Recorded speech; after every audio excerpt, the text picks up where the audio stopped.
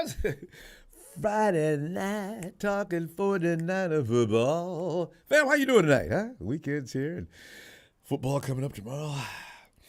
It's easy to relax until September. I will continue to do so. I don't have to work to grin or anything like that. You got that good feeling going. It's strange out here. Niner newbies looking to impress. Fam, you know, it's not about the score tonight, by the way. I wouldn't bore you with that. It means nothing. 49ers are 1-0, though, if you're good to look at the record. But anyway, Niners fans had a good look at some big potential players. In the first preseason game, we was up there jumping. Look at that. Look at that. Danny Gray, McCreary Ball. Now versus the Vikings, the starters, Samuel Womack. I was getting ready to say him. Now versus the Vikings, the starters are going to see very little action in Philly. Who represents the cream of the crop on those now in Niners camp? Guys that have been thinking all week long, I didn't impress no damn body last week. I've got to come out and show out. So we'll be taking your phone calls and recording your predictions for who your favorite newbies are and what you're expecting in the preseason matchup of the Niners versus Vikings. But wait a minute. You know, I'm sitting there reading the dailies, going through them as fast as I can because I was doing a lot of things today. I'm going through the dailies and I ran into what I thought was a report from last year. It's not. They're doing it again. Fam, they're doing it again. Jimmy Garoppolo remains on the roster for now. Okay, we all know the story, what's going to happen next and everything else. As you know, the Niners gave JG the opportunity to find a trade partner and nothing followed but crickets. We don't have the cricket sound effects? Okay. Anyway, you could hear them scratching a little lazy together. It was like being out in the middle of the woods on a camping trip, right? So JG has been working out on his own at the team facility as he bides his time, waiting for his next place of residence. You and I both know any interested team surely is bidding and biding its time, waiting for the 49ers to just cut JG. Come on, Niners. You're starting to embarrass us of the Niner Empire. What are you talking about? The 49ers are bidding their time, waiting for an injury to a starting quarterback. Okay, it is possible. Fam, last I checked, Zach got hurt, right? Even the media's not even trying to lie about the Jets calling to inquire about Jimmy. No. Okay, Watson? Deshaun will be watching the game like you and me for 11 damned weeks.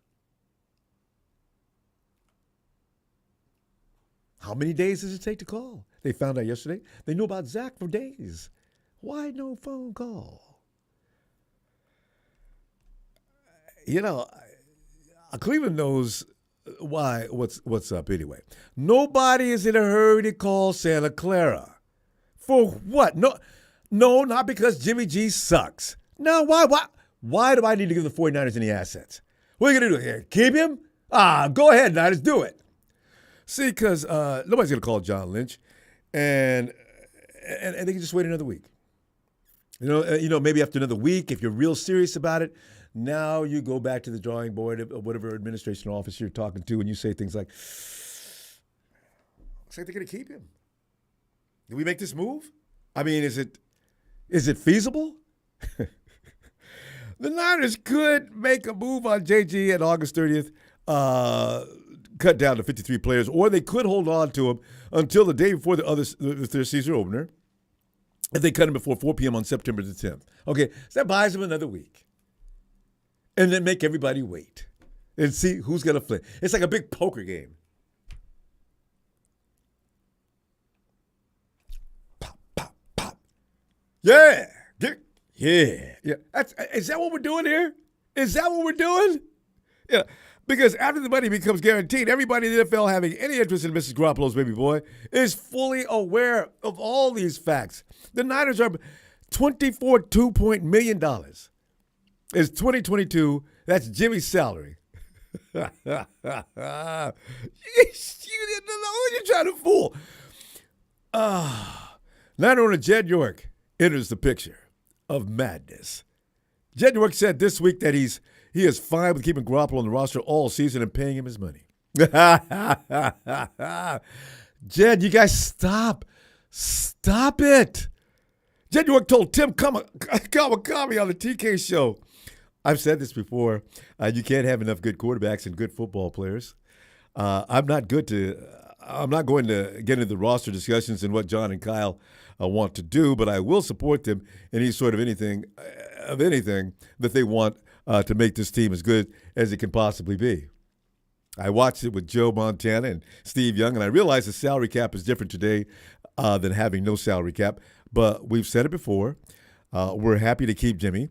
We're happy to have him on the roster. And if that's the case, then that's the case. Unquote. Guys, Jed, Jesus Christ. You know what this does to me? I don't know if it does this today to you. From now on, when John, did Jed just graduate from the University of tell them anything, they'll believe it?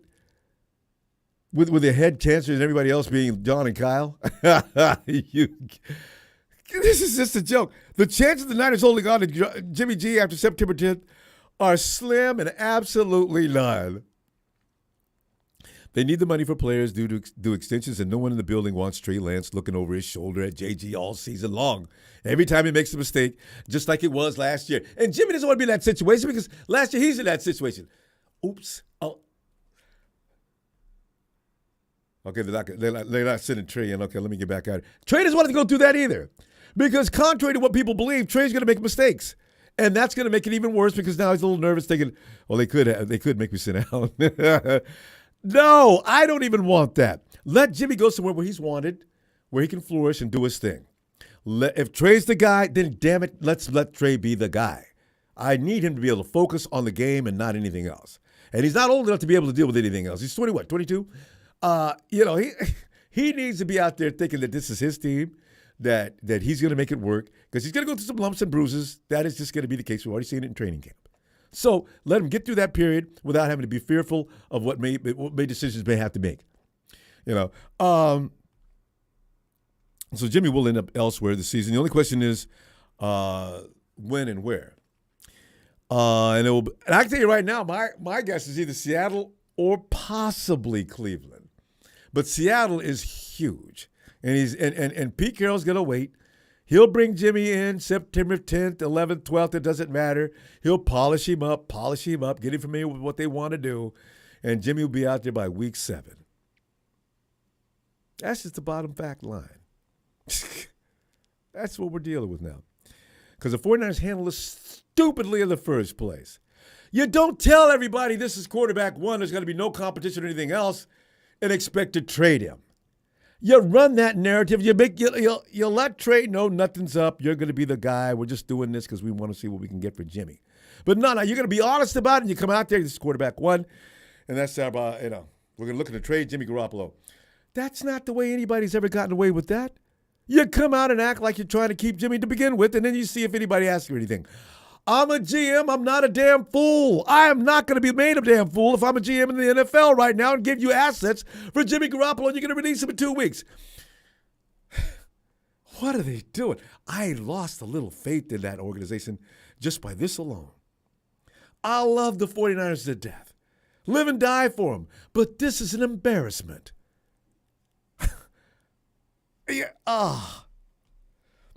Okay. Let's come back to sanity. Meanwhile, this isn't about the score of this preseason game, as I mentioned earlier. I'm asking, who do you expect to bring the consistency the 49ers are looking for of the unestablished newbies looking to make this roster? We saw a number of performances in last week's game to feast on. Who makes this roster after tomorrow's second preseason game? Question. And yes, Coach Shanahan doesn't take preseason games as serious as he does practice display. But just for the fun of it, who do you think is about to kick some yes? With some names, Kadal Holloman, I think, is gone. Oren Burks, I like him. Danny Gray. Can Danny Gray look the same without Trey? I guess Kyle's hinting like he might play. Trey might play for a couple of plays. As I look down, let me see some more names. Oren Burks, I like. Kimoko Ture. There's going to be some guys out there that Kimoko's going to make this team, I think, fam. I really do. Marcelino McQuarrie Ball. I do like him. Let's see what he can do tomorrow. Some of the guys are probably Quantrez Knight. Fam, here's another thing and I hope I don't make anybody mad, but listen. I understand the pedigree behind Trey Sermon, that he came from Ohio State. But listen, fam, this is not about bringing in certificates or degrees or anything like that and slapping them on the desk. I'm from Ohio State. I'm Trey Sermon. I need for him to beat out JaMychal Hasty. Fam, here is the truth. I am not going to let – if I'm running things – Trey, I need for you to make me understand why I need to cut JaMychal Hasty. I need to understand why Jeffrey Wilson Jr. shouldn't be ahead of you in the depth chart. I don't understand.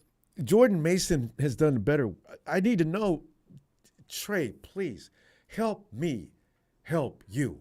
I'm not giving him anything. Because if JaMychal Hasty can do a better job than he can, I'm bringing JaMychal Hasty to the game. I don't care about anything more than that. I just want to win the game. So if JaMychal Hasty can help me win, if Jeffrey Wilson Jr. can help me win, I don't care if you're from Ohio State. Tyrion Davis-Price has already made the team this year, no matter what, because he was drafted 3rd round this year. But Trey Sermon's got to do it, fam. And tomorrow I need to see something. I don't know what he's been doing in practice. Maybe he's been showing out. But I haven't read anything about that. So, that's my feeling on that. I want to get your feeling on some of these things. I know I didn't mean to get excited, but Trey Sermon is just worrisome to me. I don't see.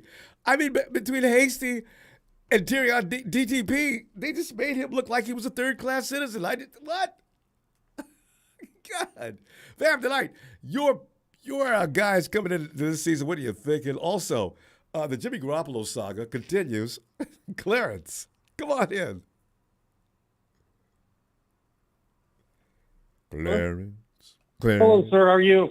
Clarence, I'm okay. A little making me crazy are some of the things I read. But Clarence, what are you thinking? I mean, give me the situation with what the guys playing and working out for a spot tomorrow. And also, the Jimmy G drama is still with us in this late in the season.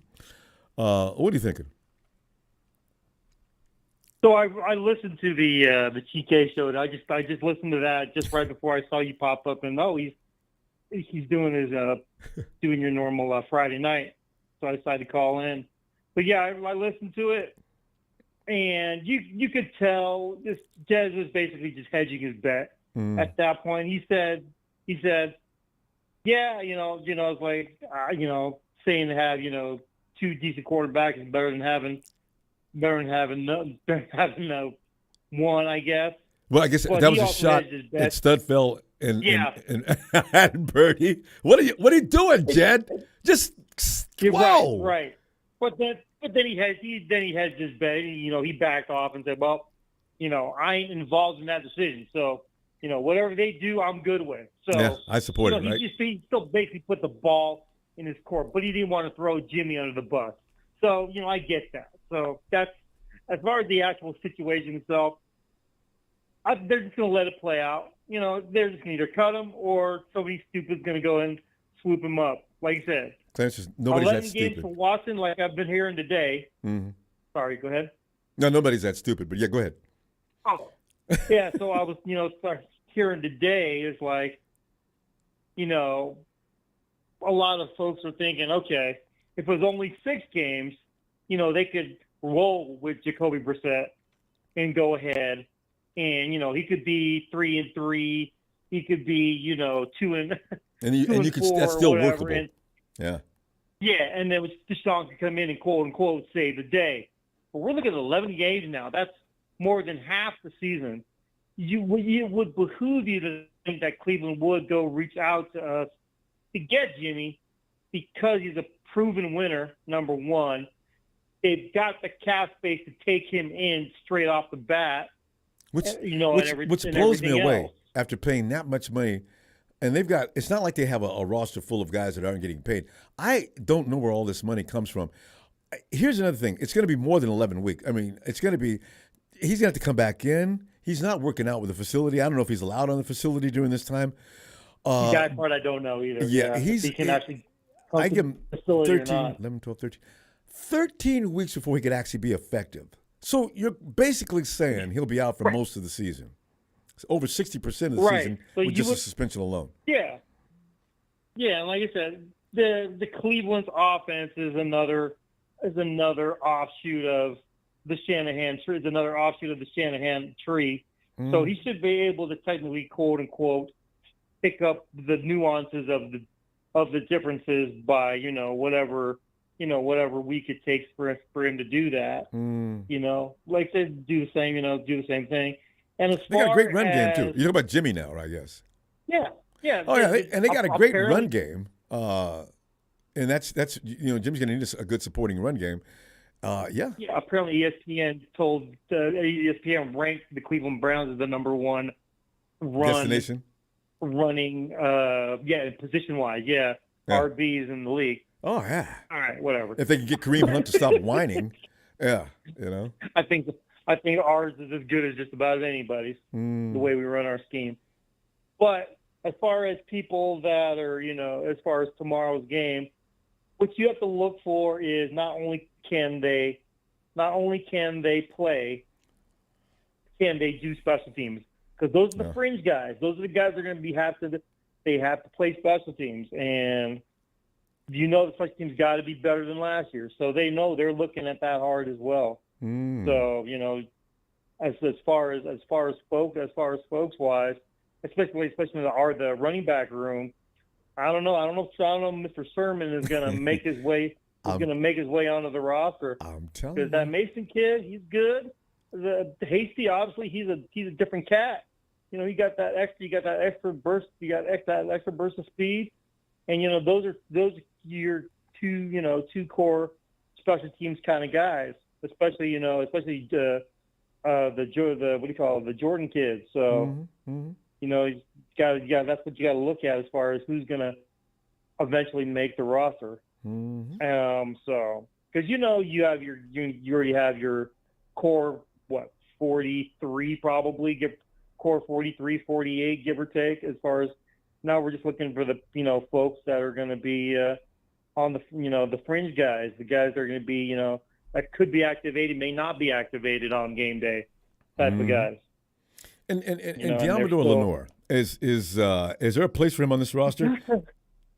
Oh, that's a tough one, man. That's a tough one. I thought about that too today. It's like, Lenore is good, but is he as good as Womack? No, not by any stretch of the means. Can he beat out Ambry Thomas? That's the key right there. No. Right now, you have to say no, because Ambry's has got some games under him, and he did very well at the end of the season, although he's not doing so hot right now in this preseason. But I got to feel he was a slow starter type of guy. He did that when he came in last year. Remember the first couple of weeks, he was right there making the play, but he just couldn't finish. But he was never beaten up or just smoked like Tavarius Moore. Moore got like last week when he got completely turned around and was chasing that runner into the end zone. You've never seen that from him. Yeah. Right, exactly. You never seen him necessarily beat in coverage because he had the speed to catch up. But like I said, but as far as Lenore, he could be. He's a fringe guy too, because he didn't really wow, other than that very first portion of last preseason OTAs. That was the only time he really wowed. And that's when we kind of quote unquote, not fell in love with him per se, but hey, that guy might be a guy, but right now he's not being a guy. I tell you, you know what I'm saying? I know exactly what you're. Clarence, we're gonna go. I want to see it for game time tomorrow, so all this stuff can come in and do fruition, if it will. All right. Oh yeah, in your face at your place tomorrow. Oh God, yes, and afterward too. All right. All right, take care, brother. God bless you. Be safe out there. Thanks. All Good. right, bye-bye. Back at you. Night, fam. And Felix. What's going on, man? How you doing? Felix, man, being a 49er fan, it's like always being involved in a soap opera, you know what I'm saying? So, here we go. We got guys out there that the roster's just tough. It's a hard roster to make this year, period, right? But you got people that high expectations. I hate to pick on Trey Sermon, but he's got to poop and get off the pot. I just don't. People are saying, man, they're not gonna cut Trey Sermon. Sermon was a third-round pick. That's my point. He was a third-round pick. Does he look like he's better than JaMychal Hasty to you? And I'm not even going to ask you about Jeffrey Wilson Jr. because he's not even in Jeffrey Wilson Jr.'s class. So, I wondered if there's no display tomorrow of excellence, what are you going to do? And if you've been chiming in on the Jimmy Garoppolo situation, let me know what you feel about that with Jed York. I mean, it's just comedy. But go ahead. First of all, I think Jimmy said, "Screw y'all, I'm gonna get this surgery." I think he did. I think he did it on purpose. I think he did it on purpose. He did it on purpose. Went and got and got that surgery. But wait a minute. Wait. Elaborate on that because I've heard that before, and I want to know why would he do that? And that's what I want to know because, well, he knew with them drafting a quarterback, like what John Lynch and Kyle Shanahan was saying. They already let Jimmy know that they was drafting a quarterback, so he already knew what the deal was. That was a year ago. So I don't know. Maybe he didn't. Yeah, that was a year ago, but I don't know. Maybe he felt like he wasn't appreciated. I don't know. I mean, I don't know. But Felix, he ruined his own chances if that was the case of getting traded. Jimmy does not want to be in San Francisco. He already said in a statement, I wouldn't wish that again on anybody. There's more. We're going to find out about that operation later. But right now, everybody's blaming Jimmy and thinking he did it on purpose. But I keep asking the same question: why would he do that? And then my thing about it is the need for him is cooled down because remember you had the Saints involved, you had maybe Carolina, you had Seattle, you had it's the not Browns. even lukewarm. It's not. Seattle's still live. And those teams, he's better. He's better than Baker Mayfield. Right now, he's better than Jacoby Brissett. He's better than whatever. I don't know what Seattle got. We're gonna beat the brakes off of them this year. I don't know. Did you see that game yesterday? I was laughing. They got. They got. Listen, they can throw me and you in there. We can throw the ball. Here's the thing, because the Hawks have people in the stands holding up signs. Get Jimmy G freaking now, because they're looking at what Geno Smith out there and I don't know, I forget the Locke. They're doing weird things. They're not looking like professionals. I mean, I know people. Ronbo, Jimmy don't look professional either. Well, he looks more professional than they do. And contrary to the popular opinion, Jimmy G can run an offense, and I really believe that the Hawks fans are right. Jimmy's better than what they got. I think the stubbornness because they're the rival team. Like, what is it? Like, if they want him and they need a quarterback, I would trade him. I mean, why? I don't understand. I mean, Felix, I don't know. Because you and I both know, and everybody and their mom knows, the 49ers aren't going to keep Jimmy. And they got till September 10th. And meanwhile, I can keep Drew Lock, and I can keep Geno Smith. And Cleveland says I can go with Jacoby Brissett for a few weeks. And then I get Jimmy in here after September. We'll get him up to speed in 3 weeks. Looks like his shoulder's okay. We'll check and look at it and see if he passed physical. And we're good to go by week 4 with Jimmy Garoppolo. That's all I'm going to do. I ain't giving 49ers any assets. For what? They're not going to keep him? Well, I think eventually, I feel like something's going to happen, and the team's going to need a quarterback. And like I said, he's a good quarterback. You know, he has a winning record. He's a good quarterback. So I don't know. We'll see. But you got to pay him $24 million. Just remember that, Felix. This should have been 24. This should have been resolved. So, and it was done wrong in the first I don't place. know. Stop telling people that we've made our decision and we're looking for a trade partner. It was done right there. That's why they went. Everybody who was available as a quarterback, they got a job right away. Why? Because they don't cost no money. None of them cost anybody. Baker Mayfield. And Baker Mayfield, they got They got Carolinas. They said, could you guys pay some of the salary? And Baker Mayfield makes half of what Jimmy makes, right? Damn near. So, know, it was dead in the water from the way the 49ers handled it to begin with. Yeah, they bossed this pretty bad, and we've done some. Benjamin done some things right. They done some things right. They done some things wrong, but they bossed this. They did. And like I said, I just don't know. I think eventually, if they don't, I'll say by next week, if they don't trade him, they're gonna cut him. Yeah, they better. We cannot afford $24 million sitting back on the bench every. Hey, how you guys doing? But I'm feeling pretty relaxed myself. It's a hard way to make $24 million, but I'll take it. But John Lynch. But remember now, beginning of the free agency, John Lynch said it is in the budget. Yeah, That's he what did. he said. I still think he's joking. Yeah, but you know what though? You know what? Pretty much, John Lynch is pretty much up front. Like he really hasn't. To me, he really hasn't deceived like at all. We got Debo paid, right? We got Kittle's paid. So pretty much, I'm starting to trust him. Like whatever he says, that's what's gonna happen. Oh, don't do that. Don't do that. Because he already said. He already said it was the situation with Debo. He's like, I think he's going to get fixed. This, that, another. We want him here for a long time. So I do trust John Lynch.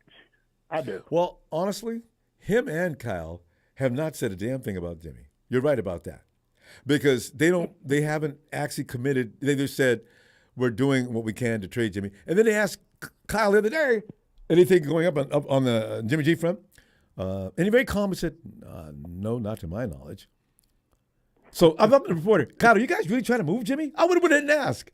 I said, I mean, because they say he got permission. He got permission to seek for a trade. So like, I don't know if like I said, it was a lot of teams. You had the Steelers, you had the Saints, you had Carolina, you got Seattle, Cleveland. But you had like 5 or 6 teams, and like the market is now dry now. The only team I see could trade for him is Seattle. Listen, here's a story about that, too. My theory on that, because we got to go. But Jimmy has already made a deal with the Hawks, and he's just saying, wait a minute, they're going to let me go. And I guarantee you, Jimmy's had that conversation. Because the minute you told him, his agent, go on out and make a deal, we'll get behind it. That was when they lit the fire on that gas tank, and it blew up. 49ers screwed this up badly. Oh, they messed up bad. Should have never put it in Jimmy's hands to begin with. Just make the deal. Okay. You know what?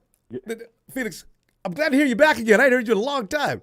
I'll be back tomorrow. Yeah, okay, man. If I don't hear you tomorrow, you'll be hearing from me this season. You will be hearing from me, brother. Good. So, yeah. All right, it won't be so long next time. So looking forward to it. Thank you. Appreciate all you do, bro. Appreciate it. Appreciate it. Thank you very much. You getting back in it, too. I missed you. All right. Talk to you tomorrow. Okay. If you got time or whenever. Okay. All right. Yeah. Hey, and here he comes. Because I've been ranting and raving. Phil's going to come in and pour some water on me. I can just feel it already. Chill. Phil. Phil's always been the guy that calmed me down in these situations down through the years. I'm sorry. Go ahead, Phil. I'm going to pour some water on all this stuff. All right. First of all, the problem with Jimmy is he got the surgery done late. So the Niners couldn't trade him because he was injured. If he had the surgery done right after the season ended, he would have been ready to be traded. But all the ducks fell before that. Mm-hmm. So now the situation is you've got Jimmy. The Niners aren't going to trade him to Seattle until they would rather cut him at the last second than trade him to Seattle. But, okay, that ain't going to happen. Okay, but Phil, I just want to ask you a question about that, though. Seattle week 2. Jimmy won't be ready. He won't be ready for week 2. Right? So the Niners don't want Jimmy to come into Levi and beat him. All right? That ain't going to happen. Now, the only other issue is Cleveland. Now, I think Cleveland's making a big mistake if they stick with Jacoby Brissett for 11 games. They're not going to make the playoffs if they stick with that.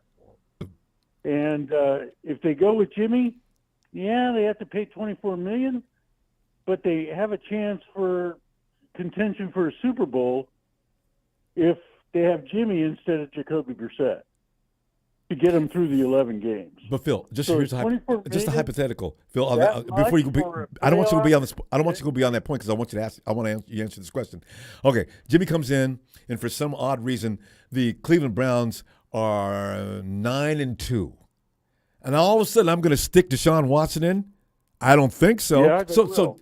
Well, you think Yeah, is they will. Jimmy goes the rest of the season, and they have a positive result. Now, you get to trade Jimmy for big assets or dilemma time.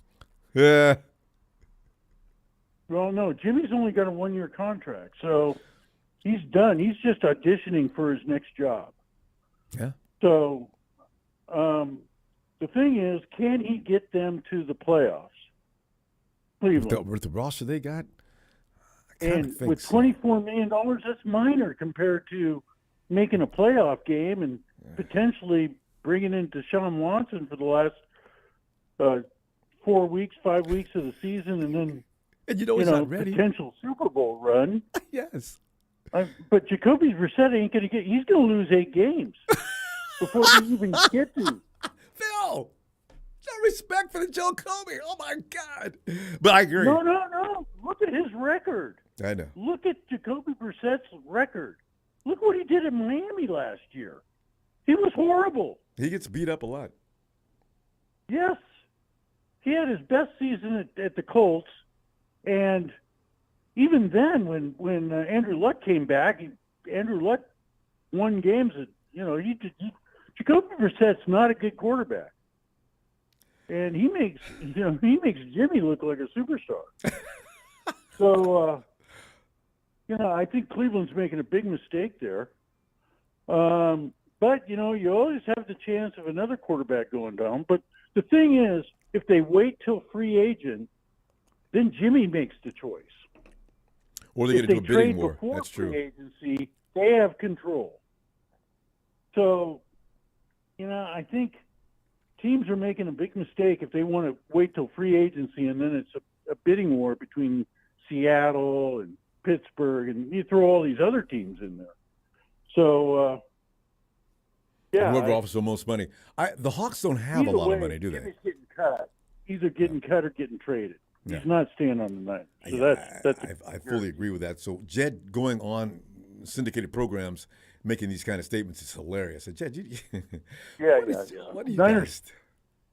I mean, without Jimmy on the roster, the Niners would be next to Cleveland, the second highest team with cap space. So, I mean, that tells you right there. Yeah.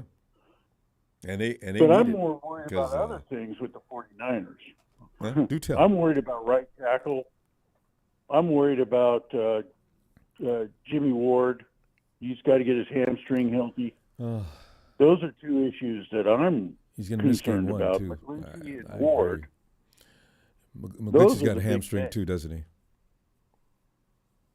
Well, McGlinchey's got the problem with his calf muscle was tied to the knee, and where the connection to the knee, where they did the surgery, is acting up. Oh, I didn't know that detail. Yeah. They So say that's it's the really problem tough to with come back from McGlinchey. that procedure. Okay, here it goes. Yeah, so that's the problem with McGlinchey. And then we got to move McKivitz over there. McKivitz isn't that great. And so our depth at right tackle is School just had a horrible game against Green Bay. How do you like Burford? So we're not looking too good on right tackle right now. I do like, Banks. Banks has been playing well. The interior of the line, even though they're rookies and young, I think they're going to be solid for years to come, those three. Mm-hmm. But I think you need to play Trey Lance this game, and I think you need to play those interior offensive linemen so they get to know each other and have more reps, if anything.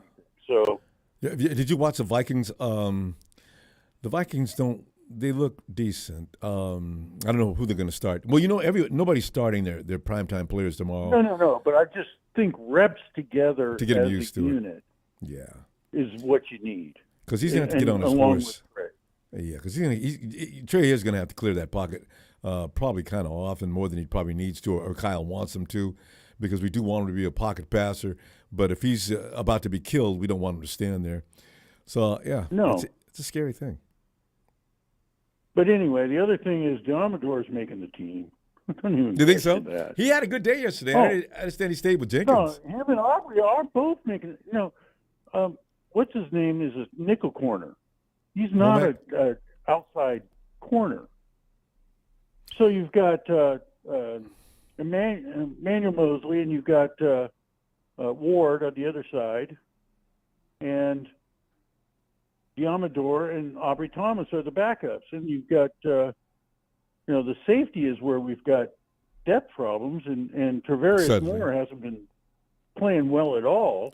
I know, right? And So he's got to take up Jimmy's spot until Jimmy can get back. God knows when that's going to be. right, and Noel Norman, I think, is going to take that spot. He's been playing pretty well. I think his name is Norman, but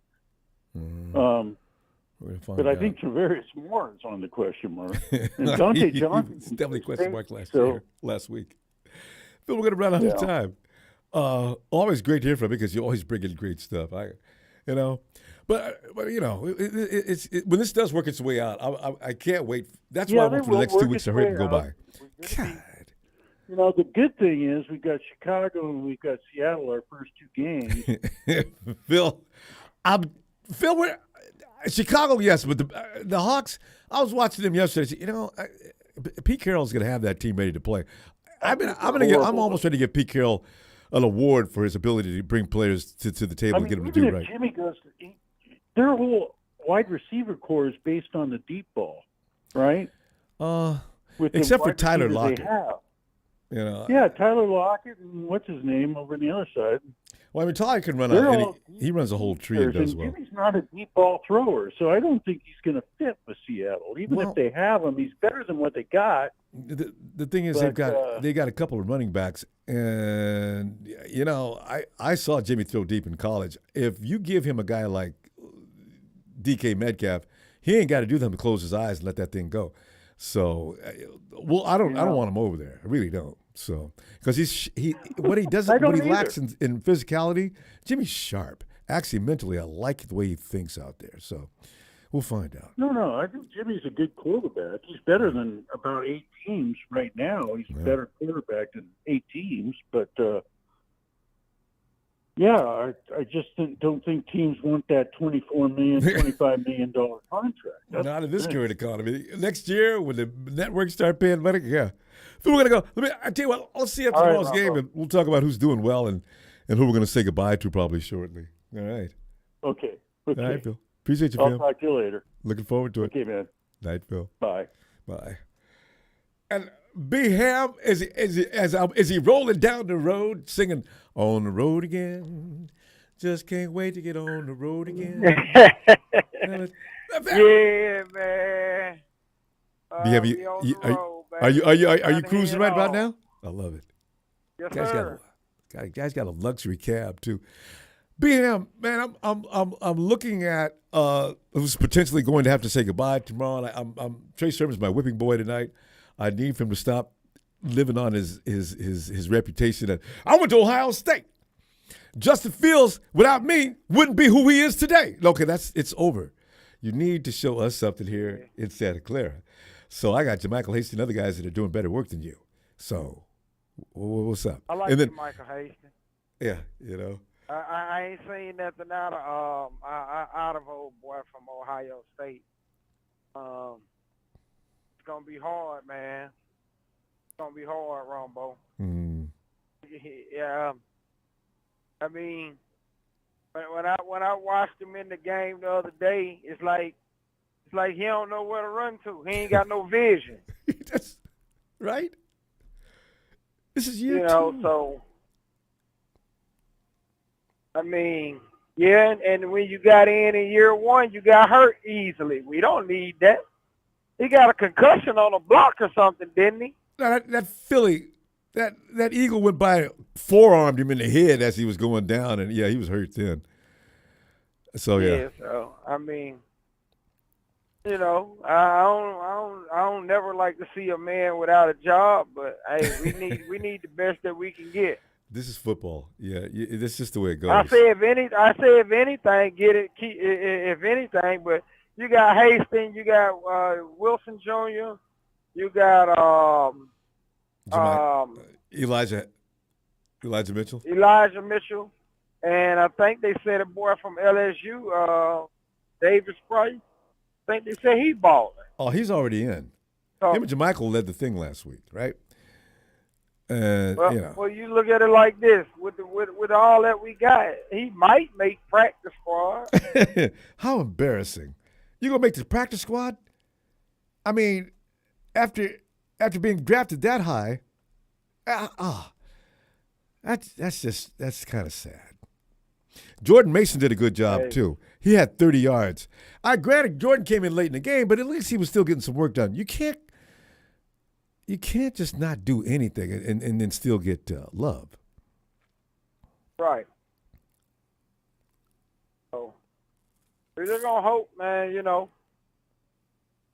1 point. I'm talking about 1.8 average last week. 1.8, 11 yards, 1.8 carries, 6 times. Got the ball not good 6 enough. times.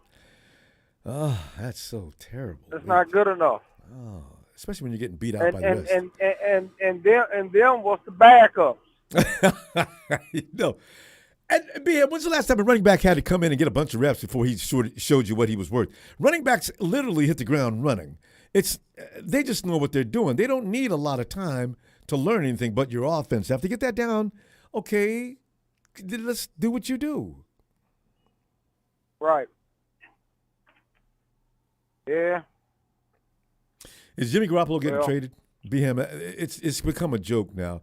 Do you see any GM calling the San Francisco 49ers up and saying, okay, there's a few days left, John. We're here to rescue you guys right now. Ronbo, my bad. I'm not trying to interrupt, but it just went through my mind. BM sounds like Major Payne. I had to get that out there. No disrespect, but he reminded me of Major Payne. Who's Major Payne? Okay, we'll get back to us on that. Okay. BM, go ahead.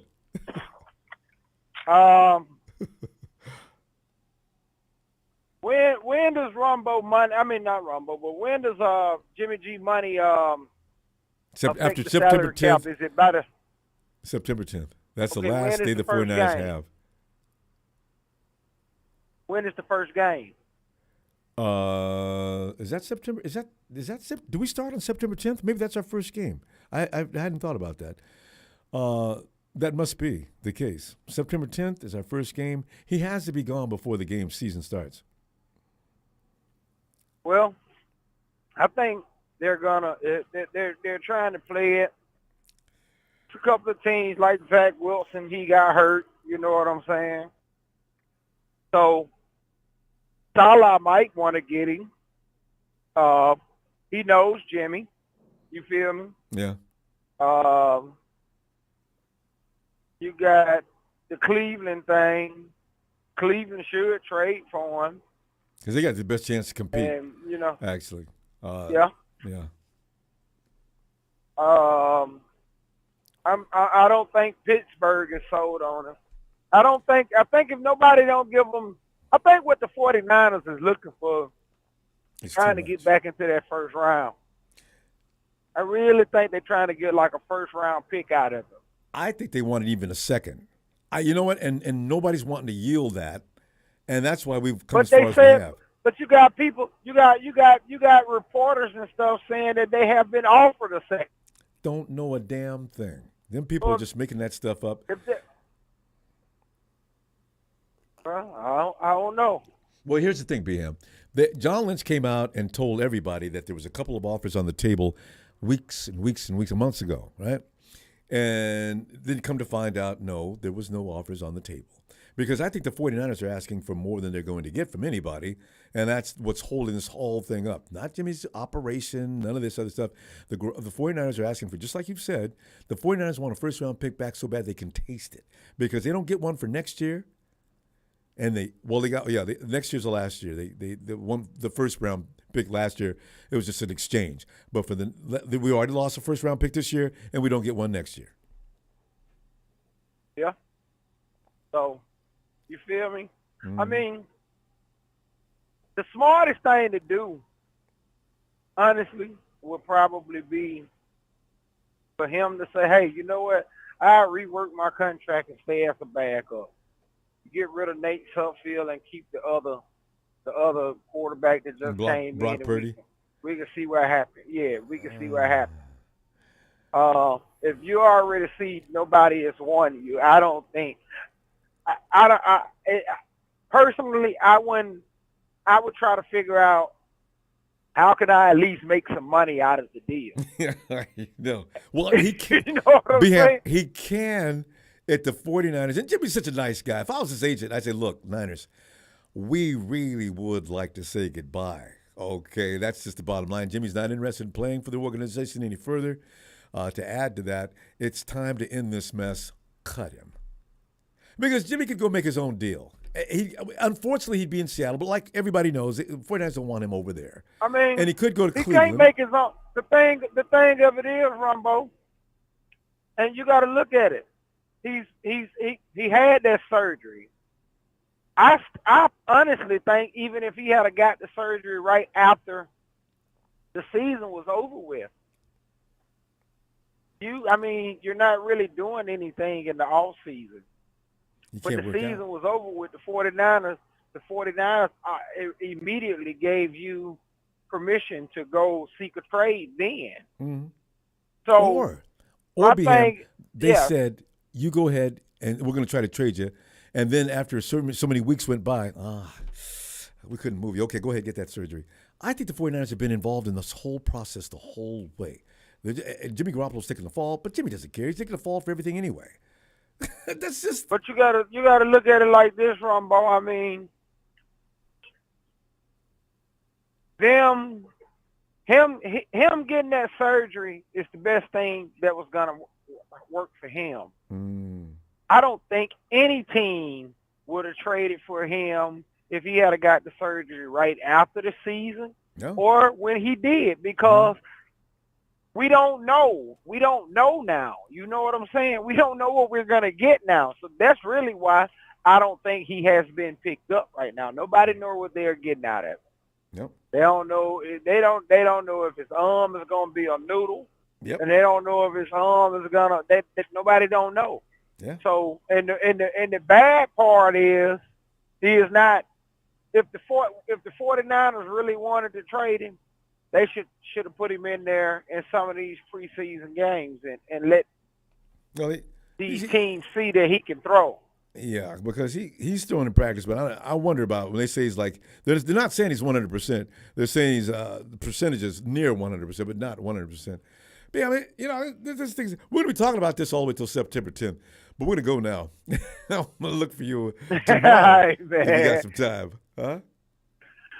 Yeah, I try to get in. I'm gonna be out on the bike with the bike club tomorrow, but I'm definitely trying to be home around the time that the game is over. The game kick off. Beham, when you say bike, no, I want to be. Are you talking about bicycle or Harley? I got a Harley and a Hayabusa. I knew he wasn't talking about a bicycle, because it ain't no truck driver out here riding no bicycle. No, man. No, man. I have grown man toys. I wish you I want to see that. I wish you put that in Hardy. Get both of them. I'd like to post them photos up. I want to see what kind of machinery you riding. What kind of horse do you ride? I will have to know where to post it to, but I surely don't mind putting it out there. Yeah, okay. Well, are you on? You're not on Twitter, are you? No, I don't really. You don't do social media. Dang. Hey, no. Email me. I'm on like Facebook and everything, but I'm definitely not on like Twitter. So Instagram. the other stuff, you're right to do that. It's just going to get you into arguments and fights. But yeah, email me them photos. I want to see that. Okay. Because you're my hero, man. Ronbo Sports at gmail.com. Ronbo Sports at gmail. Easy to remember. All right, fam. Appreciate you. I'll be looking for you tomorrow. Okay, man. Will do, man. Be safe out there. Love what you do. Hey, y'all like, subscribe, man, and let's keep this thing going. Thanks, B-Ham. Appreciate you, fam. Have a good night. All right, Ronbo. Yeah. You too, man. Thanks. And let's go to JJ. JJ rides a Harley. I drive a Harley. I do drive a truck, though. That was a serious horn. JJ. Oh, yeah, I'm a truck driver too, Ronbo. Are you? You never let me in on that because we got a number of drivers. Everybody, it's funny because you guys represent a whole other level of personality, separate from everybody else. I think all the guys, truck drivers that call in here, you guys have always got. I love it. I should have known. On the road right now. Look at that. Yeah. Well, JJ, how you doing tonight, man? Oh, look at that. You're feeling all right because I was like normal looking at the season and trying to calm down into the season, seeing what we got, what we're going to do, and then all of a sudden Jed York comes on the Tim Kawakami show and says, "Oh, Jed, Jed, what do you got? Why, guys? Why does this have to go on and on?" JJ, I know you got some observations on this madness. Tell me who's going to be, and talk about Trey Sermon since I picked on him, and anybody else that you think has got to step up tomorrow in order to make this roster. All I can say about Sermon, he's wearing the right number of the same player I couldn't stand. So get rid of him. 28 is an unlucky number for the Niners, Ron. I don't know if you noticed. Carlos, McKinnon, it's not a good number. Ooh, JJ. That's a great observation. I hadn't thought about that. Because even when Carlos Hyde, I was getting arguments with people about Carlos Hyde. I was trying to keep it down. But then, as you mentioned, the Jet came in and did the same thing. And now another 28, and he can't help us. I know it sucks, but it don't matter. Anyways, well, I focus on the quarterback. Yeah, I always and I focus on the quarterback. The thing, I had to call him because I saw that thing you posted. I try to stay off everything on social media because this fan base is just driving me insane. And it's like, I've asked myself this question too, even the fan base, but when you're clouded by hate, it just distorts your judgment, so I'm not even going to ask the fan base. But I'd ask you, Ronbo, would you not be more confident in getting a Super Bowl, knowing that we have a solid backup like that? I know 20-something million is too much for a backup, but it is what it is. Look at the Rams. They go full on out. They sell everything. Their mother's freaking cabinets, everything, to keep these players for 1 year. It finally worked out for McVay. He won a Super Bowl. Yeah. At the same time, Jimmy's got to go, dude. I'm so sick and tired of this. We've lost friends over this, Ronbo. We've had players come out. We've had fans come out of the closet, Niner by nature.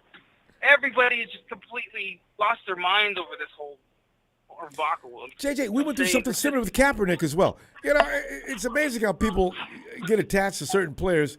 And you're right. When's the last time that Dollar Bill Will? He doesn't call anymore. When he doesn't call, he's giving me a hard time. You know what? The funny thing about it is, I look at there's other people who get mad when they call in, and they keep it that conversation is all we're having. There's no need to get nasty and mean and hateful, but they do. So you're right. It's a sad thing. This year you're right. I will admit, Will lost his mind, but that's still my boy for life. Him and I were still actually pretty good friends. Well, tell him I said hello. I was never angry. It was him. God. I don't write the checks in San Francisco, in Santa Clara. Oh, my God. Yeah, I know, because at the end of the day, it's really what it comes down to. We just want to win. But those who see what Jimmy is, all we see is W's. That's what it is. But, again, I'm so sick of the drama. The only way we're going to get over it is just let him go. Make the separation. The divorce should be finalized. And the same thing with the Browns. If you know how Kyle works, if he was going to go to the Browns, it would have been over already. Mm-hmm. He's not there. Mm-hmm. Seattle, oh, God, please. I really don't want him to go to Seattle. I don't either. I want them to just struggle. I don't want any hope whatsoever. He'll rally that team.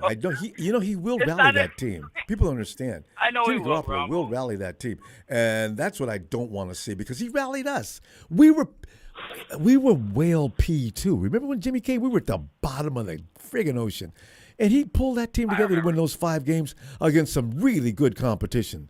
So I do remember, not Ronbo, want him over there. But remember, he has to have a team around him to win. Yeah, right? I'm not gonna start. I just, It's you know, what it is. I'm Listen. rallying around Trey now. I mean, I hope Trey does something, but JJ, get ready though, because if we're not 10-2, and we're anything less than 10-2, you're going to hear hollers and screams, and a contingent of people are going to form a coalition, and they're going to start running around saying, "It's time to put Brock Purdy in." Oh, shoot! Just shoot him! Just shoot that dude who said that. Don't start it. You know, we don't have the patience. Now, Ronbo, I don't think, because see, they're not consistent. That's the whole problem. I don't think they're going to be saying put Purdy in. I think they're just going to come up with excuse after excuse after excuse why Trey can't do it. Now, I'm not saying that he can't do it, because I think he's going to do fairly well this year, and I can't lie. But if that is the Got a case, great team around be him. prepared for all the dumbest excuses I've ever heard. No, I already know where that's going. JJ, I guarantee it, and I'll bet anybody any amount of money they want to bet. Kyle Shanahan will be the finger to get. I mean, he'll be the finger will be pointed at him. If there's anything that goes wrong, it'll be all on him. He will get every last bit of venom that's out there. Well, a friend of mine had said this, and it really made a lot of sense. Remember the whole time when Brady finally left the Patriots? The ultimate question was, is it Belichick or is it Brady? It's ultimately the one who is going to execute the plays on the field. That's who you look at. And what happened the very next year, Brady showed everybody he is the one that controls everything. Look at Montana. Montana went to KC and went to the playoffs year one. And it made him look really good. It's always the players. Yeah. And it always will be. But Kyle's going to get the blame for this one. For why? Before the reason is because everybody's hyped Trey up to this bigger-than-life quarterback that's going to make Jimmy G look like just should have never happened. And he's not going to be able to do that right away. Now, he may do it at some point, yes. I don't doubt that. But to think he's going to immediately come in and just be this juggernaut is pure folly. And I hope he does well. Well, that's I'm already pretty sure passed, he's going to do it. Ronbo. Yeah, I know. It's already passed. That time is came and gone. So you are already inferior to Jimmy. I don't care. Call it for what it is. He is inferior at this current time right now. We haven't started the season yet. Give him some time in the games. But, you know, it's crazy. JJ, our time ran out because, again, we're having too much time. Anytime that happens, the clock runs out. You gave that weirdo Phil 40 minutes. No, I'm just kidding. I know. I mean, is this Trey and Niner by nature? I said, well, yeah, because you're not talking about Jimmy. We were talking about Jimmy. See, that just proves my point. And JJ's very impartial in these things. He doesn't, he doesn't have bias in that fashion. So there you go. JJ. Say we're not talking about Jimmy, or we are talking. What the hell? This is what I can't say. This is a grown man who lives in his mama's basement. I'll see you tomorrow. Hope you got some time for us. Always love hearing from you, JJ, because we don't hear from you enough. We know you're out there, but you're sitting back trying to avoid fans making you crazy. So anyway, all right, bud. Have a good night, man. Hey, you're my best of those little guys too. I think I'd be pretty big by now. Will do. All right, fam. Night. Yeah, they're jumping on the counter already. You knew that was gonna come. Night, fam. All right, buddy. It's Big Show's favorite guy, JJ. Howard. Roof. Howard. Howard.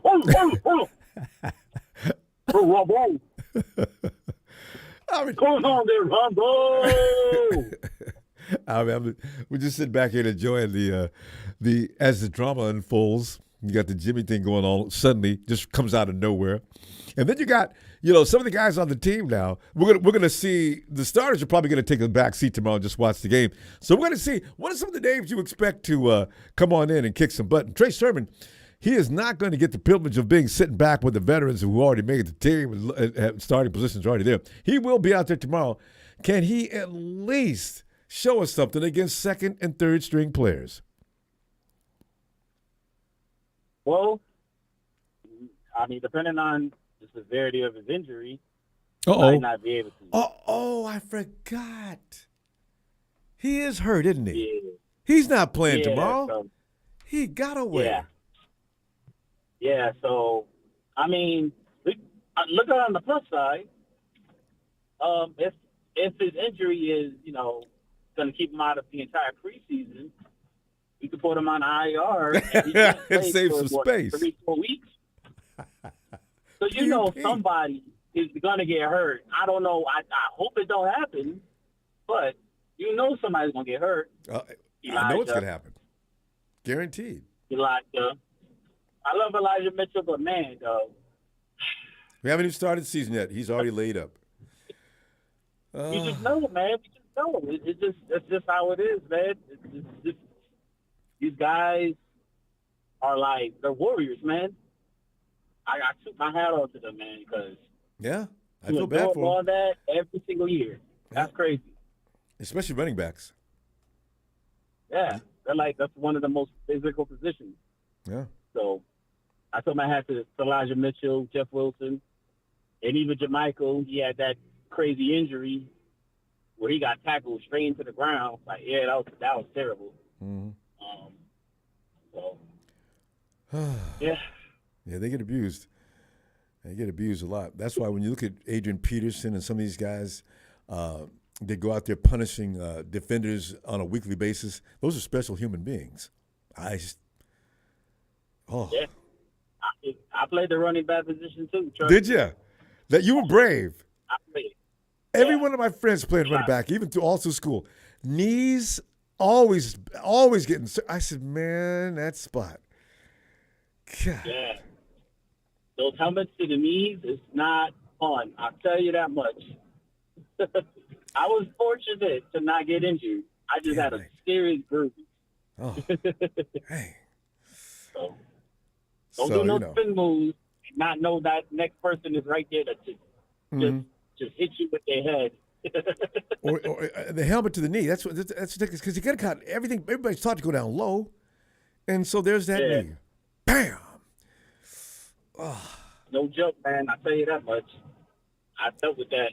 Yeah, because the helmet is a weapon. But fam, I tell you, in looking at the, you look at Womack and some of these other guys. Somebody came in last week. This was a Gammon. He came and says, you know what, we need to get our emotions under control when it comes to Womack playing against the level of competition he was playing against. It's not going to look like that all season long. You know what? We can say that about every player on our team that's not a starter or hasn't been with the 49ers more than a year. They were playing against guys that aren't going to make the NFL, some of them. And some of them, though, I think he took the ball away from one of those Packers that's not a bad player. So yeah, I still like him. Definitely did. Yeah. Definitely did. And just know this. Some of those receivers are going to be out there. Because they're gonna try to step up to that number one slot. Mm-hmm. So just bank on that to happen. A lot of guys that's hungry. Some of these receivers, man. Once you work that rapport with Aaron, you're gonna be in his good graces. Hey, Devontae wasn't a superstar when he first. Aaron taught him that, actually. Absolutely not. Yeah, absolutely not. People think Devontae Adams was a superstar walking in. Nah, he wasn't. He was a nobody. Like he was okay. He wasn't Greg Jennings and all that. But. That's why Lazard and some of the other guys on that team, Valdez-Scantling went somewhere else, Kansas City. But here's the thing. If I'm throwing to Devontae all the time, I'm not developing the rest of my crew. It's going to be interesting to see how that works out. And everybody's favorite guy from North Dakota State, he's hurt, right? Christian Watson? Yeah. Is he hurt? Oh, I think damn. I heard that. Well, I'll be. It didn't take long. I have to look into that. Dang, for real. Howard, it's so funny because wide receivers in the first round, this is usually what happens. Wait a minute, he was a first round pick? No, he wasn't a first round pick though, was he? No, I believe he was a third, was he? Yeah. First round pick wide receivers are the ones that usually, for some odd reason, come up lame in the first season. Yeah. It's a different game though. Different kind of. You got grown men coming at you now, so yeah, it figures. So Yeah, he got capabilities, man. So, I mean, of course I ain't hoping that he does it on us, but he's gonna shut his ass down. Howard, let me ask you though, between who we picked up and Danny Gray, because everybody wanted Watson that saw him play because he played with Trey and he had all that speed and size. How do you feel about Danny Gray right now? Because I'm looking for Danny to play a few minutes tomorrow and sit down. I think Kyle's going to think about him in the same way. What do you think? I like him, man. Like, everybody's, I know everybody loves big body wide receivers and the tall guys, the big catch radius. You know what I'm saying? But that is an advantage. The kid, I mean, I like guys who have something to prove, guys who are just hungry. Yep. And I think Danny Gray has that.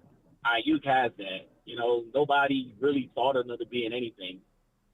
So, and maybe even Debo as well, because Debo plays with his, with theory, So yeah, Debo plays like Gray, you're trying to take food off his plate or something. Yeah, I like that attitude. Right. You're right. Brandon Ayuk, look, he's trying to get some. He's trying to eat, bro. Yeah. And eventually, Danny Gray is gonna have that too. You see Debo eating. Oh, you see Brandon get that. Where's mine? Where's my plate? I want my plate too. So. Yeah, man, these guys are hungry, man. Like, Jawan Jennings, I feel like he's good. Eventually I think he'll get better. But, Danny Gray, I like him. That speed, man. Once he gets that down pat, because it seems like his connection with Trey is on point now. Yeah, it's very good. Yeah, and that's a good thing. And you're not going to catch him. If you don't beat him up at the line of scrimmage and he gets loose, goodbye. Yeah. Free release, it's a wrap. Got this. Finally got that kind of runner. Fam, Howard, we're going to go. I'm going to be back tomorrow, game time and after game for you. Get your opinion about what happens. All right. Right, now. Howard, have a good night, fam. My dog. Hi, big dog. Night, fam. Peace. Looking forward. Hey, Levi. Yo, Ronbo. Levi. Yo, what's up, Ronbo? Hey, Levi, remember sitting back here. What's going on? Hey, I'm talking about football, man. Tomorrow we got a game. I mean, it doesn't matter if it's an exhibition game. I just want to watch some football. And who's going to show out tomorrow? The first string is going to be sitting down. The F troop is going to be out there trying to get a job. What are you thinking? Who do you like? I'm just thinking. All I'm hoping is nobody get hurt. That's all I'm thinking I know, right? about, Ronbo. As a 49er fan, like that's what we do nowadays. We just wish nobody gets hurt. We look okay. I want everybody to look good, Ronbo. I ain't got no favorite players. I don't do film study. I don't really follow college. So I don't I like this college player. I want him to do good because I believe in him. For me to believe in you, you have to do it in the NFL. You on the big stage. Thank you. Now, so I need you to do it here. So when you start getting in the season games, that's when I'm going to be looking for you. My sentiments exactly. Right now, it's all pedigree. on you. College pedigree means nothing. Well, it does, but it ain't everything. So you still got some things to do how many Heisman winners that they came into the league and then they fell out in a year? I know. I mean, some of them come with accolades. I was all West Coast Conference and all this, that, and I was this, and also I got recommendations from the president of the of this society and that society. Listen, stop. I want to know if you can just bring water out of the locker room for the players. Because some guys got a list that reads all the way down to the bottom of your computer. Going to come in and fail. So, Yeah, and then you can look at all the other quarterbacks. What are they doing in college? They ain't do nothing special, and now they like one of the best quarterbacks. Yeah. Like what about Josh Allen? You got Lamar Jackson, and even Patrick Mahomes. Barely got picked in the first round. Lamar Jackson. Now he's an MVP. Yeah, it was Doesn't matter where you came from. What do you got? What do you got now? So that's why I say it only matters when the games come. That's when you'll maybe get on Levi's, oh, man, I like that player list. But there ain't nothing you can do in practice or preseason. I don't care you get 20 interceptions in practice. I still ain't going to be convinced until you do it on the big stage because, everybody ain't trying their hardest. Well, I guess they are trying their hardest because, a lot of people trying to make the team. Kyle said something So about they that have too. He to says he wants to know what guys look great in practice and what guys are going to crumble under the lights of reality. That is so pristine. That is so exactly right. The guys, because we have guys every year in camp that show out, and then when the real deal starts, all of a sudden they can't play. There you go. Well, I got another question for you, Ronbo. It's about our boy Jimmy. Yeah. If you were Jimmy Garoppolo, what team would you want to go to? Cleveland. What team do you want to go to and why? I'd go to Cleveland because that team's got everything I need to continue my win streak. Because Jimmy Garoppolo's win-loss record is ridiculously good. So now, if I go to Cleveland, I can go in there and cruise along with all they got. They got a running game that's just hellified.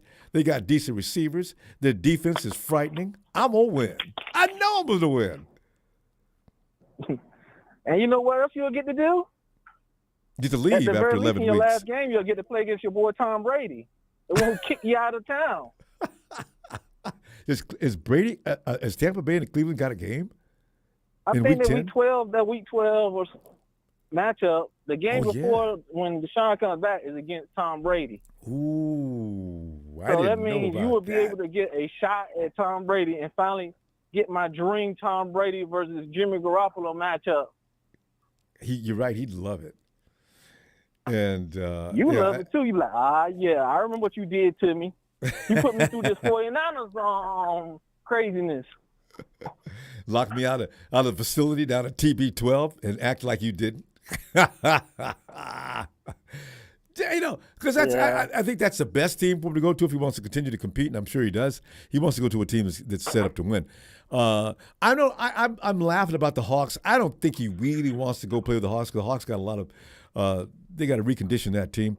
They've got to go out and get some more players. They got a lot of draft picks coming up in the years ahead, so they got to remake that team again. Pete Carroll would be a great coach for him to play for, though. I got a feeling. I mean, well, they got another run-first offense, and all the offense he played for was run first, and he's been successful in all of it. So, except for the Cleveland Patriots, also run first. So, were the Patriots run first? I mean, they run a lot more than they. You'll see some games where they mostly run the ball. They like to run the ball. Belichick leaves that option on the table, though, and so does McDaniel. So, yeah. Anyway, that kind of team, you can't play for McVay. McVay wants you to throw 40 and 50 times a game. That's not good. I mean, he's already killed what's his name's arm doing that already. And Rams fans, I'm looking. You know what? Because you guys are talking trash. I'm telling you right now, your quarterback is in trouble. Elbow problems sounds like Tommy John to me. Let's see what happens next, though. But go ahead, Levi. Yeah, so you're right. I was wondering where you would want to go. I probably want to go to Cleveland too. Yeah. For most of those same reasons. I want to keep that winning going because that's my value. Yeah. Anytime I hear anybody talk positive to me, what do they say? Oh, man, look at all that winning streak. He wins. That's like the only elite category that you have that people will actually rally around. Admit to. And you know, the thing is, anything else good about you. Well, you know, he's got leadership qualities. Jimmy's got, remember when he first came to the 49ers? He rallied the troops, and I didn't know they had it in them. They beat some teams they should not have had no business beating with Jimmy. And the Jags were on their way to the playoffs that year, and they brought their box full of T-shirts and caps, getting ready to celebrate the division. And the 49ers beat the hell out of them, and I was shocked. So I didn't even know who Jimmy G was at that time. I was like, what the hell is this? The Jaguars were supposed to, I already knew we was going to get a whooping. What? So. Well, you know, Jimmy, I think that one of the big narratives was that we were like always close but no cigar. And we just needed a competent quarterback. Yeah. And then we got Jimmy Garoppolo. And then he played way better than – I didn't expect that.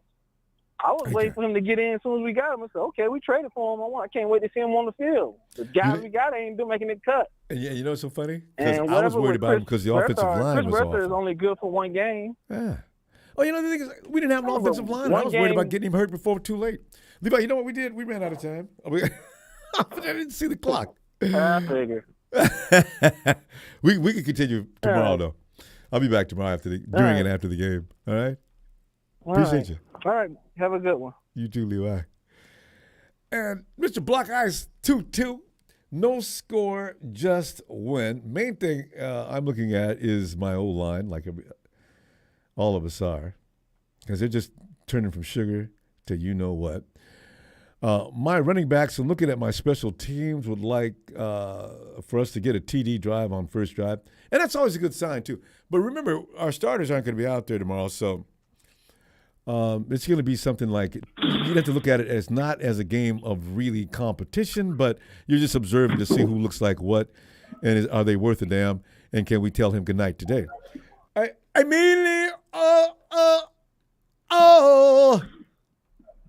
Good night. Hey, tell me, give me a helmet, and you can take off that shirt. You go ahead and take a shower. What? You done? No, I was talking about. You don't remember that movie Major Payne, Ronbo? Wait, what? You don't remember that movie Major Payne?